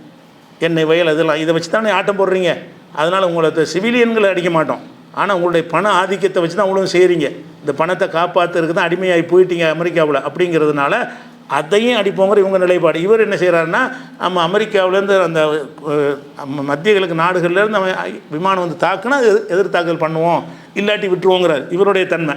ஆனால் இவர் வந்து இந்த தேர்ந்தெடுத்துட்டாங்க, இன்றைக்கி முதல்ல தேர்ந்தெடுத்தாங்க, அறிவிக்கலை. இன்றைக்கி அந்த ஆலிம்கள் குழுலாம் கூடி என்ன செய்கிறாங்கன்னா, அது ஒரு தலைவரை தேர்ந்தெடுத்துட்டாங்க. அதை வந்து அறிவிக்கிறதுக்கு ஒரு நிகழ்ச்சி நடத்தி பகிரங்கமாக சொல்லி தான் அறிவிப்போம்னு சொல்லி பேரை வந்து பப்ளிக் பண்ணாமல் இருக்கிறாங்க. அதை அறிவிச்சிட்டாருன்னா அவர் முடிவெடுப்பாருன்னு அறிவிப்பார். இவர் அறிவிக்கிற வேலையெல்லாம் இருக்குது. அந்த இராணுவ சம்பந்தமான விஷயத்தையெல்லாம் 3 பேர் கொண்ட குழுவில் ஒரு ஆளாக இருக்கிறார். அப்படி இருந்தாலும் இவர் அந்த ஐஆர்ஜிசி கேட்டு தானே அறிவிக்கணும். அப்போ நீ சொல்லிக்கிட்டு இருக்கும்போது அடிக்கிறானே, அதனால் இவர் கொஞ்சம் ஒரு பின்னடைவு உண்டாக்கக்கூடிய ஒரு ஆளாக தான் இருக்கிறார். திரும்ப என்ன செய்யறான், ஜெயிச்சுட்டோங்கிறான், மன்னிப்பு கேட்டால் அப்படி தானே எடுத்துக்குவான். ஆடி நல்லா விழுந்துட்டாங்க, இவங்களுக்கு மன்னிப்பு கேட்குறான், சரியா பலமாக அடி விழுந்துருச்சுன்னு நினைப்பாங்களா இல்லையா? ஒரு நாட்டுடைய கௌரவத்தையெல்லாம் நினைக்காம அந்த மேற்கத்திய உலகம் அந்த சிந்தனை அப்படி தான். ஒரு மழுங்கி போன ஒரு ஆளாக தான் அந்த அதிபர் இருக்கிறார், முதல்ல நினச்ச மாதிரியே. ஆனால் இவர் ஆயத்துல்லா காமினி வந்து அவர் ஒரு வேட்பாளர் நிறுத்தினார்ல, அவர் தோற்று போயிட்டார். அவர் ஆதரவு வந்து யாருக்கு இருந்துச்சு, அந்த சயீது ஜலீலுங்கிறது தான் இருந்துச்சு. அவர் தோத்துட்டார், இவர் தான் ஜெயித்தார். வேறு வழி இல்லை. இவர் தான் அந்த சிவில் நிர்வாகத்தெல்லாம் இவர் பார்ப்பார், அந்த வெளியுறவு அந்த இராணுவ விஷயங்களெல்லாம் அவர் பார்ப்பார். அப்படிங்கிற இது தகவலுக்காக தெரிஞ்சுக்கணும். ஏன் அவர் மன்னிப்பு கேட்டாருன்னு ஒரு கேள்வி இல்லாட்டம் வருதில்ல. மன்னிப்பு கேட்க தப்பு செஞ்சுதான் மன்னிப்பு கேட்கணும், தப்பு ஒன்றும் செய்யலை, இதுக்கு மன்னிப்பு கேட்டார்னு சொன்னால் இவர் மட்டும் அந்த ஆயத்துள்ள இடத்துல இருந்தான்னு வைங்களேன், அமெரிக்காக்கெல்லாம் சரண் அடிச்சுட்டு போயிருப்பார். இவர் அந்த மாதிரியான ஒரு மேற்கத்தியவாதிகள்னு அப்போ எல்லாம் திட்டினாங்க, எப்படி இந்த ஆளை ஜெயிக்க வச்சாங்கன்னு கேட்குற அளவுக்கு இருந்துச்சுன்னு வைங்க. தகவல் தான் இது. அடுத்து என்னென்னு கேட்டால், இன்றைக்கி வந்து சில கடுமையான தாக்குதல்களை வந்து அமெரிக்கா பண்ணியிருக்கிறான். தாக்குதல்னால் அதாவது அமெரிக்கா இஸ்ரேல் சேர்ந்து பெரிய பெரிய எண்ணெய் வயல்களில் கட்டுமையான முறையில் பற்றி எரியுது. என்ன ஒரு மலை உயரத்துக்கு நெருப்புகள் பறந்து என்னென்ன தீப்பிடிக்க தானே செய்யும். அந்த மாதிரி ஒரு பெரிய தாக்குதல் பண்ணியிருக்கிறாங்க. அதில் பெரிய லாஸுன்னா லாஸ் தான், பொருளாதார ரீதியாக லாஸ் தான் வருமே தவிர இராணுவ தளவாடங்கள் எது அழிக்கப்பட்டால் தான் பெரிய லாஸ் இவங்களுக்கு. அதை பெரிய சரி பண்ணிக்கலாம். எண்ணெயெல்லாம் அள்ளிட்ட போக முடியும், மேலே இருந்து தீப்பிடிக்கும். அப்புறம் சரி பண்ணிட்டு மர தோண்டி ரிப்பேர் பண்ணிக்கலாம், கொஞ்சம் செலவழிச்சா சரி பண்ணிடலாமே தவிர இப்போதைக்கு அந்த எண்ணெயிலேருந்து வரக்கூடிய வருமானத்தை நிப்பாட்ட முடியுமே தவிர நிரந்தரமாக அது ஒரு பெரிய பாதிப்பு இல்லை. ஆனால் லாஸ் தான். அதை செஞ்சுருக்கிறாங்க. அந்த மாதிரி என்ன செய்கிறாங்கன்னு கேட்டால் குடி தண்ணீர் 30 கிராமங்களுக்கு குடி தண்ணீர் கொடுக்கக்கூடிய ஒரு குழாயை அடித்து என்ன செய்கிறாங்க, அதை தகர்த்து ஆறாக ஓடிக்கிட்டு இருக்குது. அப்போ 30-35 கிராமங்களில் என்ன தண்ணி இல்லாமல் போயிடும், குடிக்க தண்ணி இல்லைங்கிற நிலைமை ஏற்படுத்துகிறாங்க. இதை அடிக்கக்கூடாதுன்னு சொல்லி சர்வதேசத்தில் ஒரு எழுதப்படாத ஒரு அக்ரிமெண்ட் இருக்குது. எந்த நாடுமே குடி தண்ணீர் இராணுவ சண்டை நேரத்தில் அடிக்கக்கூடாது, குடி தண்ணீரை தடுக்கக்கூடாதுன்னு ஒரு நிலைப்பாடு, ஒத்துக்கொண்ட ஒரு நிலைப்பாடு இருக்குது. அதை மீறி என்ன செய்கிறாங்கன்னா குடி தண்ணீரில் போய் அடிச்சிருக்கிறாங்க. அது ஒன்று செஞ்சுருக்கிறாங்க. இது மாதிரி இலக்கு வச்சு நாளே சொன்ன பெரிய தாக்குதலாக இருக்க முடியாது. பெரிய தாக்குதல்னால் இதுதான். அதே நேரத்தில் இவங்க என்ன செஞ்சாங்கன்னா அதை அடித்த உடனே அதே மாதிரி என்ன செஞ்சாங்கன்னா இஸ்ரேலில் உள்ள எண்ணெய் வயல் அடித்தாங்க. இங்கே 10 மாதிரி அங்கேயும் 10. இவனுக்கு இழப்புங்கிற நெசந்தான். அதுக்காக வேண்டிய இவங்க என்ன செய்யலாம், அவங்களுடைய ஆயுதங்களோ அவங்களுடைய ஏவுகணைகள்லாம் நான் லாஸ் ஆக கிடையாது. ஆனால் விமான நிலையத்தை அடிச்சிருக்கிறாங்க. 17 விமானம் அவுட்டுங்கிறாங்க. 17 விமானம் அது சிவில் விமான போக்குவரத்தில் உள்ளது. இந்தியாவுடைய ஊடகங்கள்லாம் என்ன செய்கிறாங்கன்னா டிவிலெலாம் வந்துக்கிட்டு 17 இராணுவ விமானங்கள் அழிக்கப்பட்டனங்கிறாங்க. இராணுவ விமானத்துடைய தலைமை இல்லது, மக்கள் போகிறதுக்குரிய திருச்சி விமான நிலையம், சென்னை விமான நிலையம், அப்படி விமான நிலையம். அது பொதுமக்களுக்கு பயன்பாட்டுக்குரிய 17 விமானம் இடத்துல கொண்டு போட்டால் போகத்தானே செய்யும். அதை தாக்குனதில் ஏர்போர்ட்டில் கொஞ்சம் சேதமாக இருக்கிறது. 17 விமானங்கள் சேதமாகி போச்சு. அந்த 17 விமானங்கள் இராணுவ விமானம் கிடையாது. அது இராணுவ விமானத்தை கொண்டு இந்த இராணுவ விமானத்தை மீனம்பாக்கத்து விமானத்தில் வைப்பானுங்களா? இந்தியாவுடைய இராணுவ விமானத்தை கொண்டு திருச்சி விமானத்தில் கொண்டு படி வைப்பாங்க. அது இராணுவ விமான தலைமை கிடையாது. இவங்க நம்ம நியூஸ் வாசிக்கிறவங்க என்ன செய்கிறாங்கன்னா இந்தியாவில் 17 இராணுவ விமானங்களை தகர்த்து எரிஞ்சதுங்கிறாங்க. 17 விமானம் தகர்த்ததுன்னு தான் அங்கே சொல்லணும், இராணுவ விமானம் கிடையாது. அது ஒரு விஷயமாச்சா. அது மாத்திரம் இல்லாமல் இன்றைக்கி கடும் அளவில் என்ன செய்யணும், அந்த கிளஸ்டர் கொண்டுங்கிறாங்கல்ல, அது போடக்கூடாதுன்னு தடை இருக்குது, அதை போட்டு எங்களை கொள்கிறாங்கன்னு நெத்தனியாக அழுகுறாரு. இவங்க உலகத்துக்கெல்லாம் இல்லை செஞ்சுவிட்டு இப்போ தான் முத அழுகுறான், எங்களுக்கு இந்த குண்டெலாம் போடக்கூடாது, தடை செய்யப்பட்ட குண்டை போடுறார்கள்னு சொல்கிறான். இதே குண்டை இவன் போட்டான் காசாவில். இதே மாதிரி குண்டுனா ஒரு 100-200 பிரிஞ்சு அங்கங்கே உளுந்து பட்டன்னு வெடிச்சிக்கிட்டே இருக்கும். அந்த மாதிரி உள்ள குண்டுகள் கொத்து குண்டு, அதுக்கு பேர் கொத்து குண்டு போடக்கூடாதுன்னு சொல்லி ஒரு ஒப்பந்தம் இருக்குங்கிறாங்க.